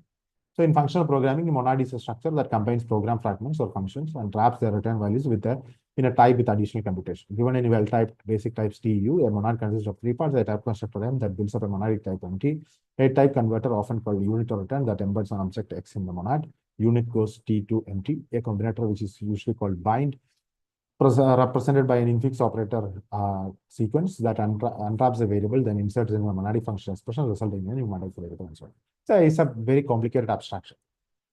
If you know programming already, then you know that this you cannot immediately recognize any use of this at all. But the problem is that in the language which I teach, Haskell, is universally used. You cannot do a single thing in Haskell, or you cannot even write a hello world program without understanding this. Now people find it very difficult. And what do? They go in search of tutorials.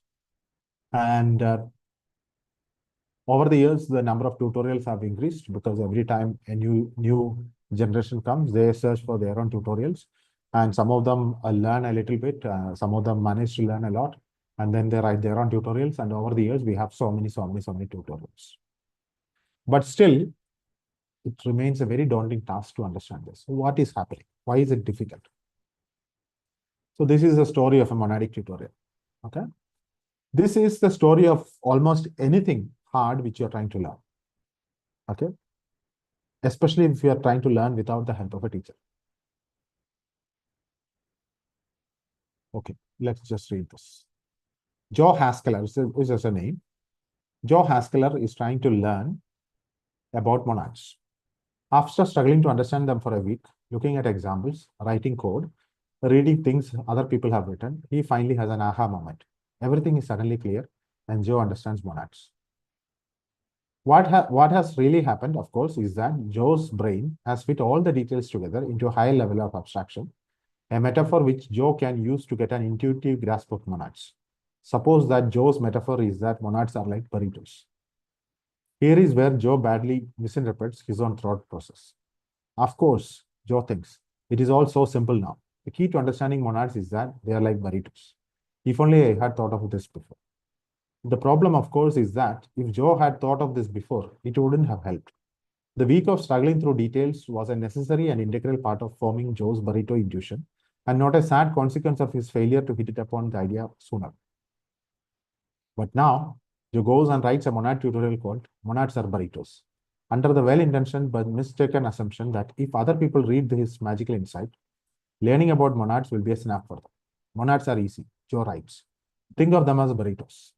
Joe hides all the actual details about types and such because those are scary, and other people will learn better if they can avoid all that difficult and confusing stuff. Of course, exactly the opposite is true. And all Joe has done is make it harder for people to learn about monads, because now they have to spend a week thinking about monads or burritos and getting utterly confused, and then a week of trying to forget about that burrito analogy before they can actually get down to the business of learning about monads. Unfortunately, this is how any of us, most of us, even me, when trying to learn a new subject, get into this very well-intentioned path. Yeah, we try to seek the easy way out, but those easy ways hardly helps us. So how do we learn anything hard at all? Okay, that's what I'm going to. So here is another story. This is von Neumann, John von Neumann. You might know him because he is the father of modern computer architecture. And he was also a very famous mathematician. He started the subject called game theory. He worked a lot in quantum mechanics and so on. So once he was giving a lecture about the method of characteristics in solving differential equations. And a physicist friend who was in his classroom asked him, I don't understand. I'm afraid I don't understand the method of characteristics. And then a fundamental said, young man, in mathematics, you don't understand things, you just get used to it. Which is not always true. What he means is, when, remember I talked about those abstractions or those disciplines or theories of mathematics which are far removed from our mental realm, in the sense that there is no direct intuition for them. These are definitions which you obtain after intellectual exercises, and those abstractions are very useful. That's why we have them. And those abstractions, there is no direct rooting of them in our reality. So the only way of knowing them or learning them is just like learning a new language. Okay, if you're trying to learn Arabic, there is no correlation of Arabic except some few words which might be in your language. It's a completely different ballgame. You have to learn the words, you have to learn the grammar, you have to learn everything new completely from the scratch. So there is there is no question of, okay, I don't understand Arabic. There is no answer to that. The only thing is you have to get used to it. You have to. So how do you start? Just like you're learning any other language. You learn the alphabet, you learn how to read, you learn the basic words, then you learn a little bit of grammar, then you learn complicated sentences, then you start reading text, then you go to complicated text and so on. Okay, so learning mathematics is very akin to learning a new language. So sometimes in mathematics, you don't understand things, you just get used to them. So you have to get started, and on the way, you will figure out things. And when we talk mathematics, we may be, so he added this further, which is that when we talk mathematics, we may be discussing a secondary language built on the primary language of the nervous system. This is what I was talking about. Sometimes these theories, abstractions are very like learning a new language. So now the question is, how do you do that? Okay, so I have extended some 10 minutes. So now this is what I'm going to talk about. How do you learn anything new? Is there any questions so far? Let's check. Okay, no questions. So what is evidence-based learning strategies? Evidence-based learning strategy means you want to learn something, and what is the strategy? How do you organize your learning process? What is evidence-based? Evidence-based means that these can be tested in the laboratory, that if you follow these strategies, you can learn something. You can learn difficult things. And there is nothing magical in, I'm a little afraid that I'm going to disappoint you, that you know a lot of these things. I just have to reiterate it. So first thing we have to understand is that our intuitions are not always right. Okay. Our intuitions as to how we learn and how we should teach are not always correct. Our intuitions can lead us to pick the long learning strategies. And once we land on a learning strategy, we tend to seek out evidence that favors the strategy. Okay, so for instance, a very serious problem we have in IITs is that most of the students who come to do PhD in computer science, they don't know programming. They can tell you a lot about programming languages, the pros and cons of programming languages, what are the keywords in one language, or what is the advantage of that, a lot of frameworks and all these things. But if you ask them to do a basic program, they are not able to do. Why? Because they followed a wrong learning strategy. They learned everything that was not important, but they forgot what was necessary. Okay, years of learning, years of experience as a student. Each one of us have at least 20 years of experience as a student. And then what happens? You trust your intuitions more about learning than what the fact says. And that leads to confirmation bias. For instance, how to study for an exam. Almost everybody does the following. read and reread the day before. Why? Because it feels easier. We feel more confident. Grammar feels more confident. But the problem is that it has zero long-term retention. You ask anything you learned after 2 weeks, 3 weeks, they don't know anything.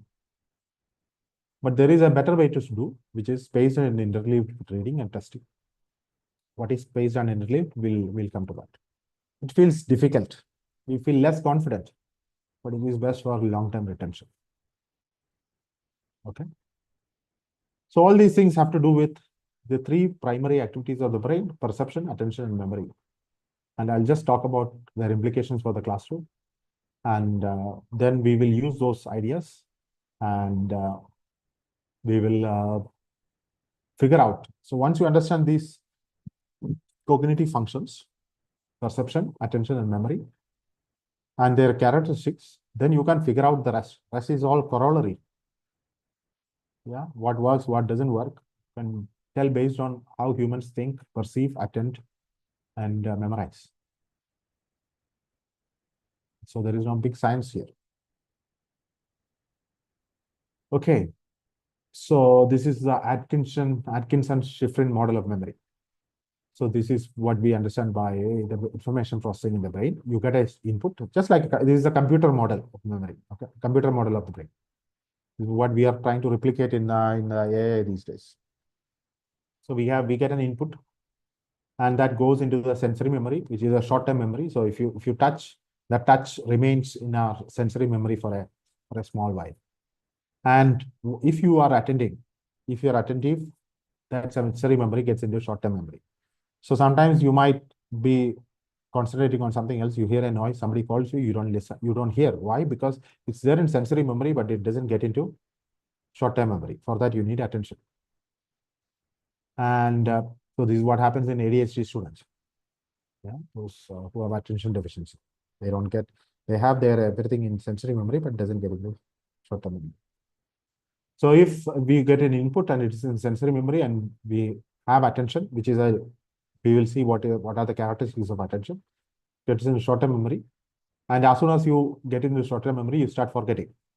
And now you have something called processing, which is a retrieval practice, retrieval process. Okay. So as soon as it is in short-term memory, you start encoding it into long-term memory. And while you're encoding it, you are retrieving past information and associating with the short-term memory and so on. And it's a feedback loop. And this is what is happening in the processing of the brain. And in all these processes, you can start forgetting. Somebody tells the mobile number, you catch the first 3, then you forget the rest. Because it got into the short-term memory, but immediately you start forgetting it. But you have something called voice looping, where you can remember a mobile number by just repeating it. Somebody tells you my mobile number is 9546476188, 9546476188. So you remember that tune, and it stays in your memory by repeating, cycling in your short-term memory. But as soon as you stop that, you lose that. Okay, so the cognitive functions of perception, attention, and retrieval are central to learning as an activity. Their specification determine whether a particular learning strategy is effective or not. What is perception? Perception is what one perceives differs from person to person and from situation to situation. Something you understand. So for instance, you can read it as ABC or 12, 13, 14. The same B can be seen as a 13 or a B. Sensation is objective, whereas perception is subjective. Perception allows us to make sense of the world. Top-down processing involves applying prior knowledge to understanding the situation. So this is the most important aspect. Perception is top-down processing. Humans tend to mostly engage in a lot of top-down processing. So you listen something, immediately you bring into your memory what you know, the associated knowledge. For instance, you see somebody's face, a whole lot of memories comes rushing into the mind. Students bring different types of and levels of knowledge to the classroom. As teachers, we need to be sensitive to different levels of understanding. Sometimes we as teachers can lack awareness of how students process information. And this happens a lot in classroom, in engineering classrooms, the curse of knowledge. What is the curse of knowledge? the phenomenon of thinking something is easy or obvious because you have a lot of experience with it. Okay. For instance, you go to in a classroom, you write a very simple program, you think it's so easy. But for somebody who is doing it for the first time, it's almost an impossible task. You can, so how do you mitigate the curse of knowledge? You can deliberately mitigate your own overconfidence by thinking about possible alternative answers or explanations or paraphrasing the material. So this is a very helpful thing which you can do. Never explain a thing the same way. Always change. Always try to rephrase or paraphrase or look at or explain from a different angle. Never repeat yourself. It's a very useful tool to practice in the classroom for the teacher as well as the student. Okay, so for instance, who is more effective? Intelligently leave small portions for the students to fill in the details, explicit about almost all details. I mean, even a movie, if you find everything is said explicitly, you find it not very, very palatable. You find to connect the dots and, so theorists call it active learning, where the student is also part of the process of the learning process, even though of the classroom. So what is attention? Attention is an important feature of attention is the ability to selectively focus on just one stimulus at a time. Switching between two tasks decreases efficiency and slows down reaction speeds in both the tasks. Now, this is the most important aspect. Attention is a limited capacity resource. It must be directed towards the most important information. So if you go into a classroom and if you speak for 1.5 hours, nobody can listen for 1.5 hours. What is going to happen is that a lot of these things are going to be just be lost. So it has to be like your classroom has to be paced, or your learning process has to be paced. You have to have small periods of intense attention and intense learning process and periods of rest. This is if you're learning something yourself, or if you're learning something, if you're teaching somebody, you teach in small bites, maybe half an hour, at the most 1 hour. And then you don't try to learn, but you rehearse. We'll come to that. The likelihood that a student will pay attention is determined in part by the saliency of the material. Saliency means importance or relevance for them. Saliency of the material. Both individual and situation. So this is what happens a lot of times. Students don't find what is being done. For instance, I'm teaching theory of computation. For them, theory of computation is not very salient for them because they think it's a very abstract mathematical theory which deals with computation. Maybe they think what we are going to do it in the industry with all these theories. Both the individual and situational interests affect the extent to which we pay attention in a learning situation. Now, the most important problem. Mind wandering involves getting distracted from a task by your own thoughts. Mind wandering. Okay? So now, there is a demand wandering frequency curve, which is like this. So you have a task demand. You are doing something. Task demand means how much attention it requires. And this is the mind wandering frequency. If the task is too easy, then your mind wanders a lot. The task is too difficult, then also mind wanders a lot. There is a perfect difficulty level at which the mind wandering frequency is the lowest. So that is important. You have to understand what is the optimal level of difficulty in which you can concentrate. That's, as a teacher, you have to sense it from the students, and as a learner, you have to sense it yourself. How much I should be able to, how difficulty, when I'm trying to learn a material, what sort of difficulty I should choose, the material, the difficulty of the material I should choose. As a rule of thumb, about half the time, students are not paying attention to what the teacher is saying in class. This is always very important. Half the time, they're not paying attention. Mind wandering can be problematic because it can result in students missing important information. Okay, so who is more effective? I made it my pace, don't worry, they will catch up, they will need to learn to do so. I adjust my pace if I find them struggling. Obviously, the answer. I fully utilize the class hours for lecturing. Students should do rehearsals on their free on their own after the class. I take breaks during the lectures. Again, it's more effective. Now, the most important feature, which is memory. So this is why we are learning in the first place, to commit them to memory. Everything you do requires memory in some form or the other. The introduction of computers to our lives have made the word memory as a very passive device. Like we think of memory as a library where you store information. But it is very different from a library of books. What happens in the brain is totally different. And that's very important to understand how is it different from a storage of knowledge, a storage. Memory is not like a library or computer. Memory is reconstructive. What do you mean by reconstructive? We don't lay down objective definite memory traces that are later retrieved verbatim. Every time you retrieve a memory, you are actually reconstructing it, activating it, and maybe altering it. So every time you remember something, you're throwing away some things. You might add some little bit of there. You might connect it to something else, and so on. So that is why when you recollect something, then you start connecting dots. You might have had this experience. You start thinking about an event or an experience in your life, and then suddenly you get a new perspective. Oh, this is why she said that this other day, and so on. That is because memory is never a passive retrieval. It is always an active reconstruction. So this is the forgetting curve of Ebbinghaus. So you memorize something, and then within minutes you start forgetting, and then hours you forget a lot, days and months and so on. How can you actually make something retrieve attentive? Can you see my cursor? So you learn something, you commit to memory, and then you start forgetting, and then you learn again, then you start forgetting, then you learn again, then you start forgetting, then you learn again, then you start forgetting, and eventually it comes to your memory and it stays in your memory. The fact that memory is reconstructive necessarily means that memory is not objective. This is why eyewitness accounts are not very trustworthy.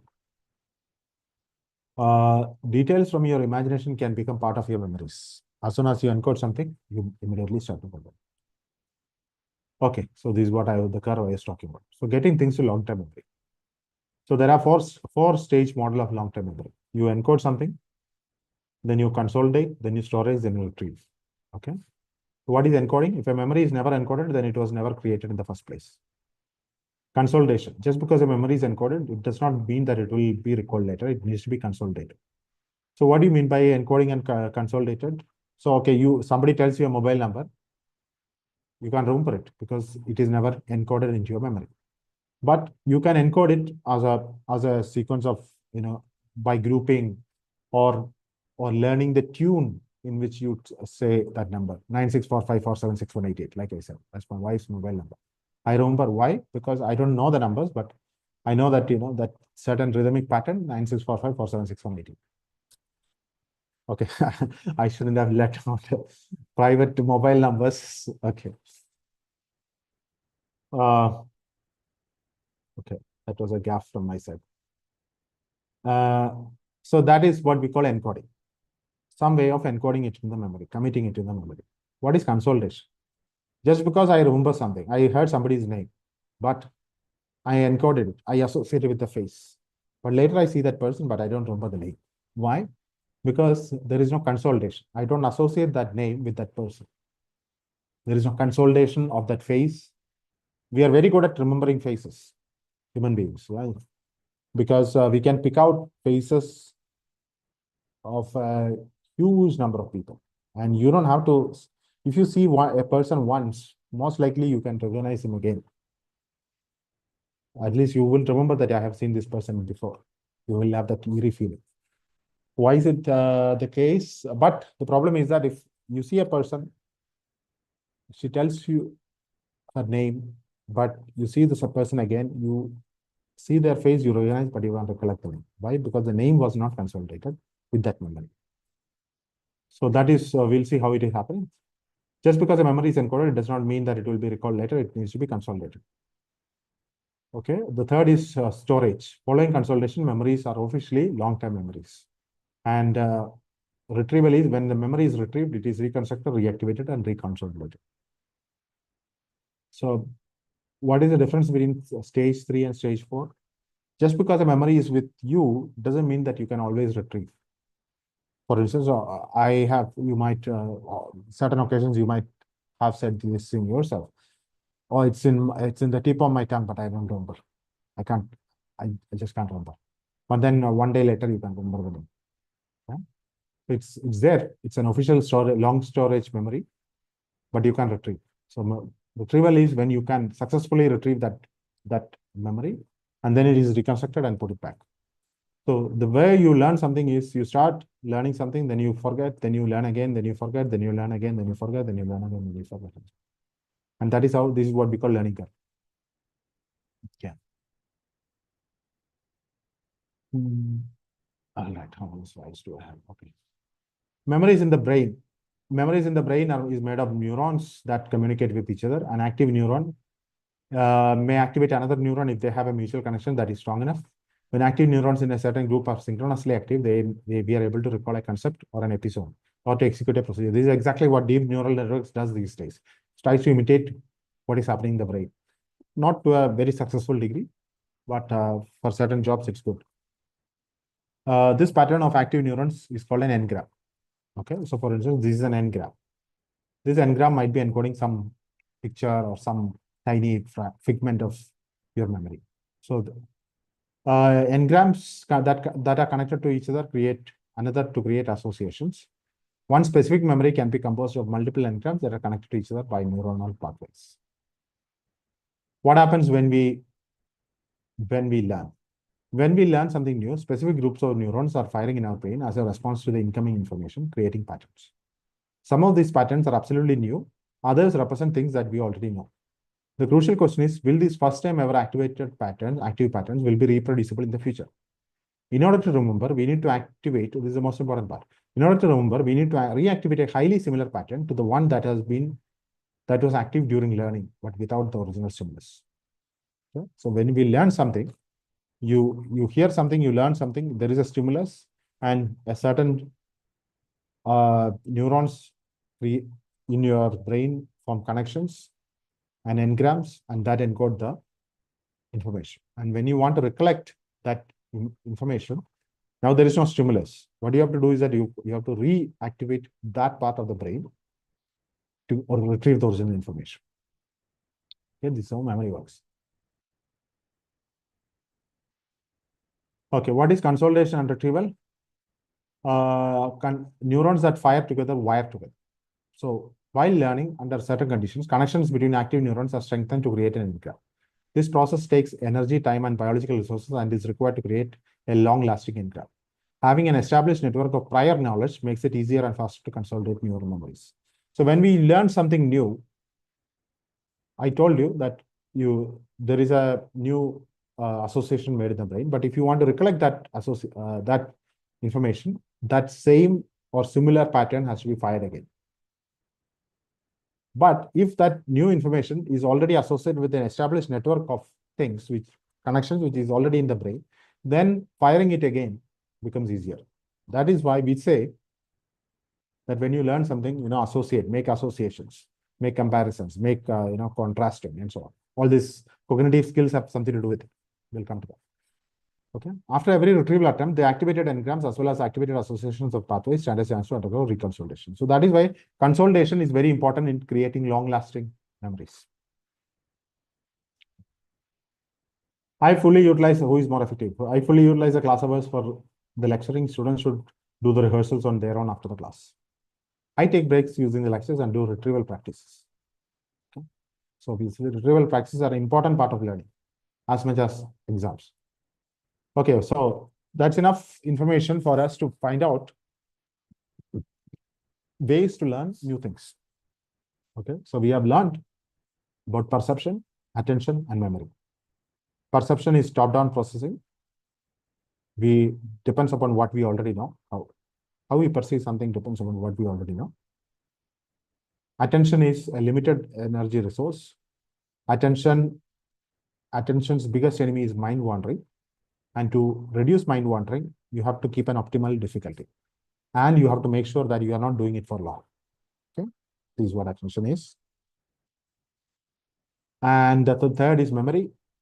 Now, if you want to learn or commit something to long-term memory, there is only one way, which is you have to do it again and again and again and again, and at intervals.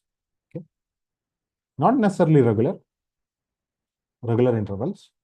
For instance, I talked to once a friend of mine, and he said that the way he learns or he memorizes difficult things is you learn once, then you learn it after 2 days, again, then you do it after 4 days, then you after 8 days, and then after 16 days and so on. So you keep increasing the gap, and until one day it becomes you memorize it without okay. And then once in a while you recollect, and then that's enough for commit to long-term memory. Okay, so let's look at effective learning strategies. Spacing and interleaving. This is exactly what I said. Spacing. What is spacing? Repetition spaced out over time will lead to greater retention of information in the long run than the same number of repetitions close together in time. So if you read something 10 hours a day, it's useless. After 2 days, you'll forget. But if you use the same 10 hours, but spread out in 20 days with half an hour each day, then it is much more effective. This is what is called spacing.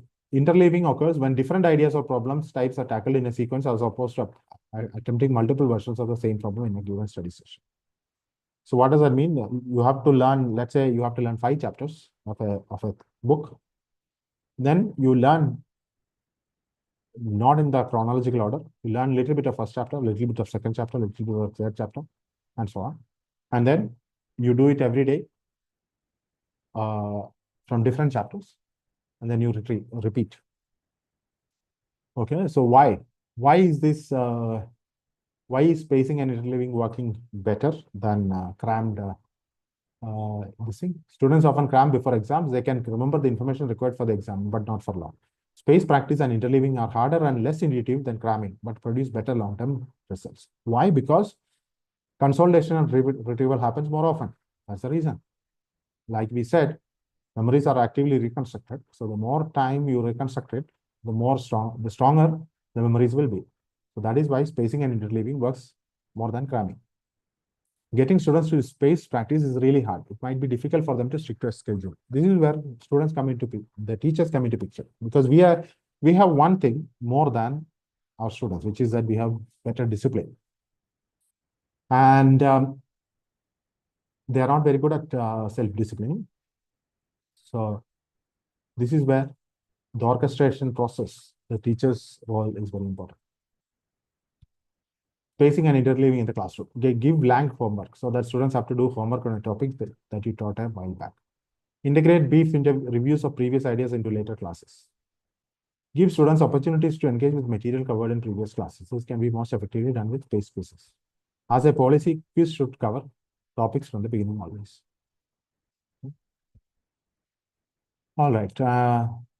Another elaboration, concrete examples, and dual coding. What is it?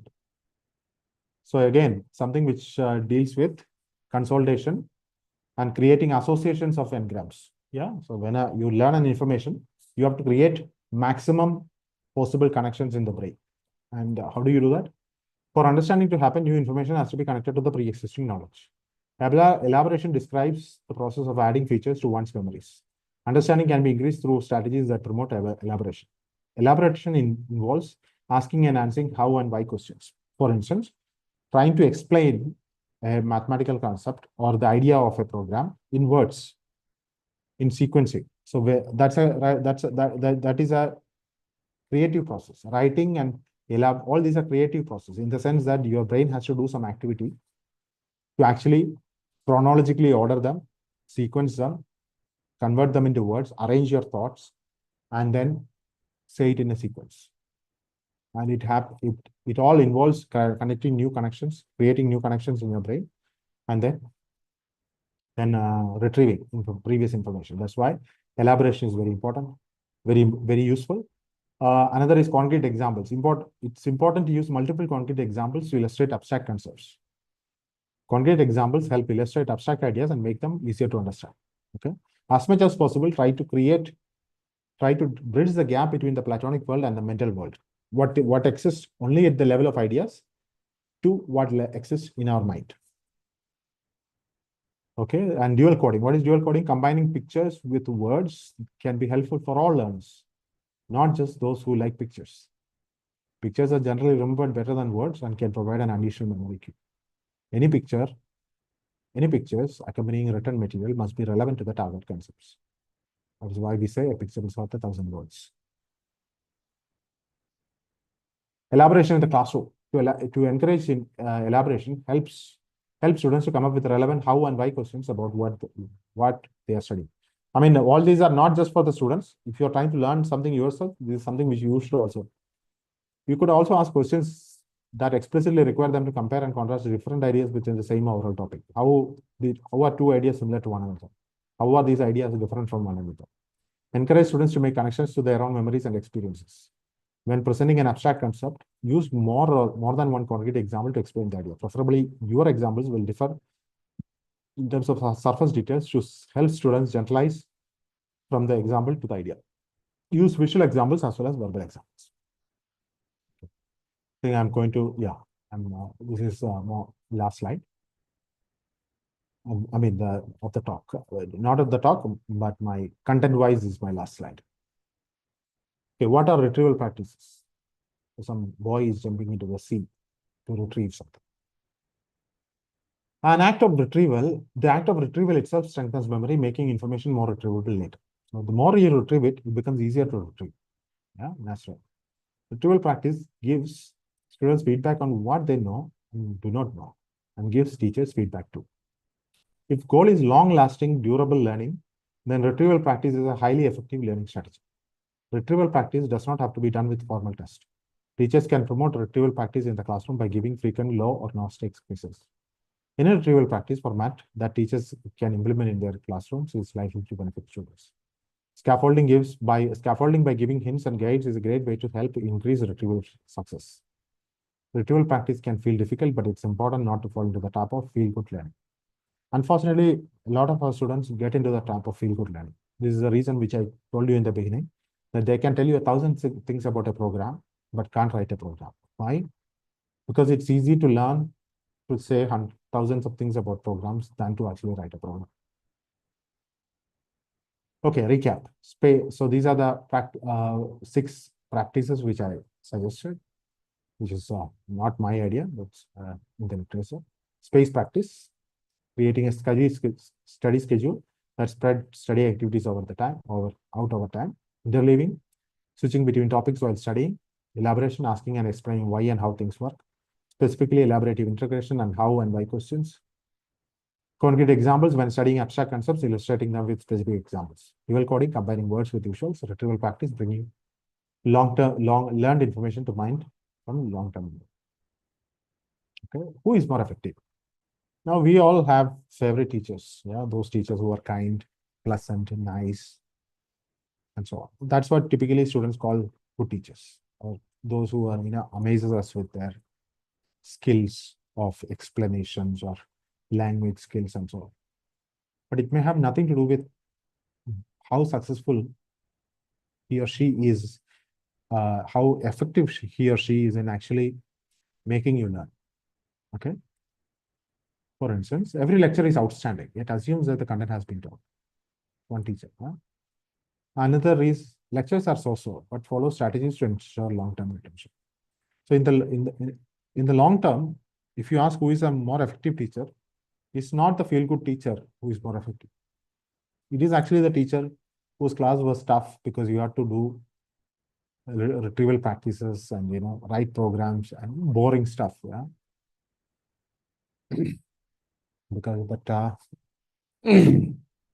All right. Okay, so I think you all know about these things. Yeah, this is all these things are there in these books. Small Teaching by James Lang. This is actually not for hardcore education. This is actually for foot soldiers like us who does not have any sort of pedagogical training, but who has to fend for themselves dealing with all these problems. So for those people, I would recommend if you just have to read 1 or 2 books and learn a little bit about teaching, not a lot to invest in education theory, I would recommend these books, Small Teaching. Okay, for instance, these are some small teachings. Open the class by asking students to remind you of the content covered in previous class sessions. Allow them to reflect for a few months if you do so early. This is something I am pretty sure that you all know, do this. At the beginning of a unit, give students brief pretest on the material. Prior to the first content exposure, first ask the students to write down what they already know about what the subject matter, or to speculate about what they will be learning. Close class by asking students to write down the most important concept from the day and one question or confusion that still remains in their minds. This is small teaching online ideas. Create several mini assignments that become the cumulative assignment in the class. Create short 3 to 5 minute mini lecture videos. Require peer-to-peer interactions in your class. Look for models and examples of best practice. Add complexity after you build confidence with simple techniques. Okay, so most of this talk is taken from this book, Understanding How We Learn, a Visual Guide. It's a very good book. I would recommend that anybody who wants to understand how these things work. And yeah, that's all. Thank you. Now let's go to questions. Please feel free to give your questions, comments, suggestions. Anybody having question, please ask during the session has completed. You can ask the question and answer.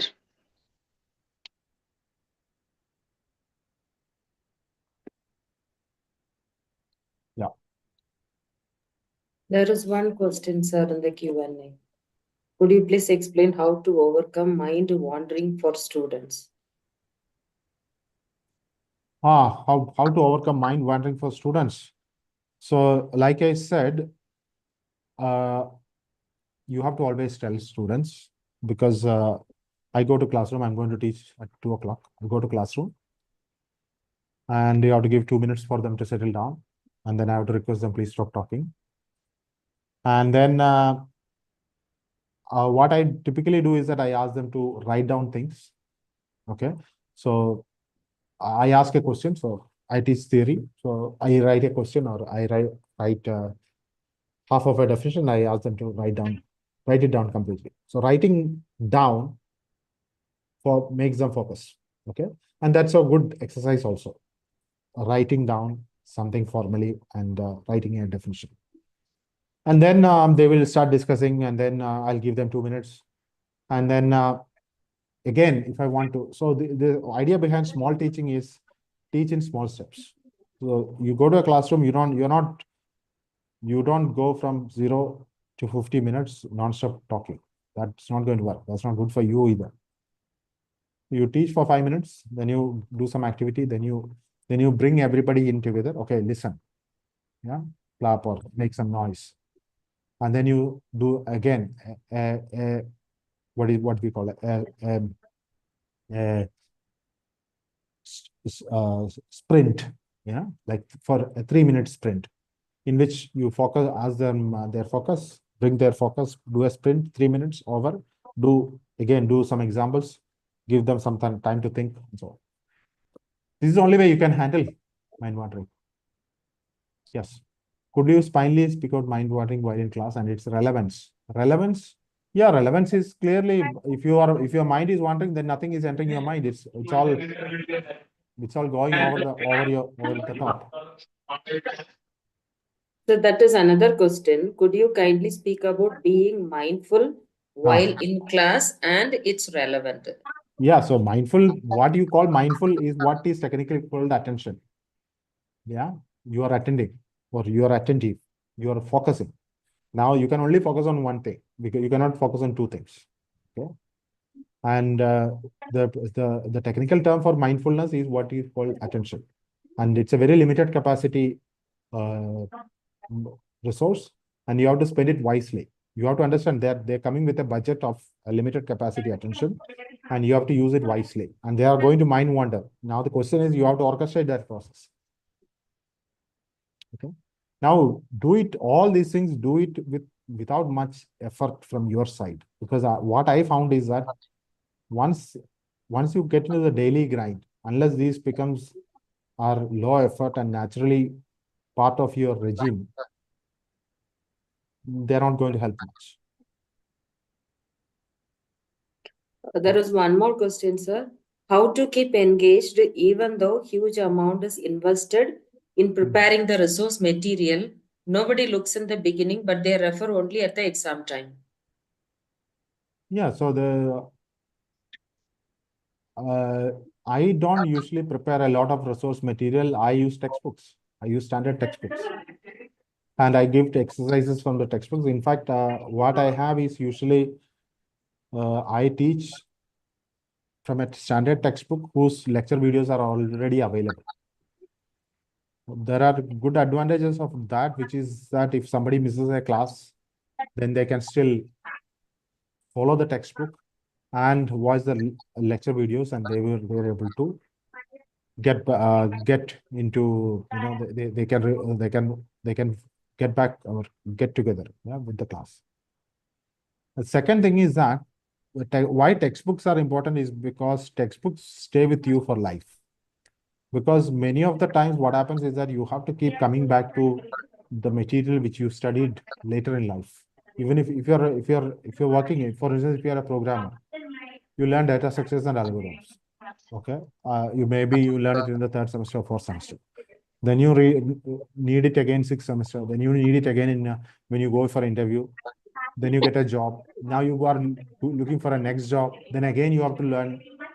So all through your career, you would require these material. So it is not advisable that you provide your material, because if you provide your material, they will gradually lose it. But if you have a standard textbook, which is a very well accepted textbook, then the good thing is that, and if you teach from that, they can come back. It's like their home, their native place. They can come back to that textbook, and it is a very familiar place to them, place for them every time when they come back. So, like I said, don't spend effort where it is not going to be effective. For instance, I don't believe in spending a lot of preparing a lot of PPTs and slides and so on. You have to prepare it once, and many times what happens is that I teach directly from the textbook, and I don't prepare slides in classrooms. When I give a talk, I prepare slides, but in classrooms, I teach on the board. And there is lecture videos, there is the textbook, that's enough. That's how we all learned till PPTs came around. In fact, PPTs are not good at all, because they are as passive as it can get. Writing on the blackboard or green board is still a little more active, because the student keep guessing what is coming. But seeing it on a PPT is like the most passive way of reading something. All right. Other questions? Sudhindra, did I answer your question?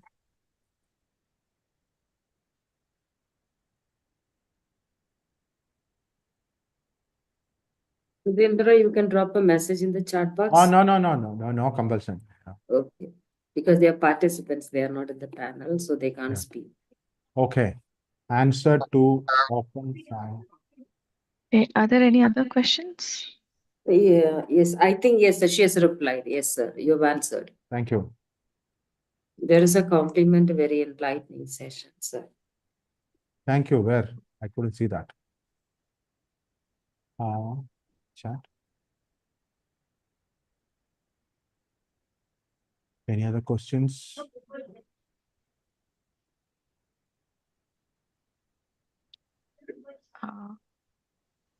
Okay, as I see, so you have very wonderfully answered many of the questions. So here we are at the end of this session. So thank you, sir, for your insightful words and taking out your precious time for the international conference conducted by VU under CTL in collaboration with Globethics. I extend my precious and sincere gratitude to you. And so now we will have a lunch break till 1:30, and we'll join at 1:30. All right. Thank you for inviting me.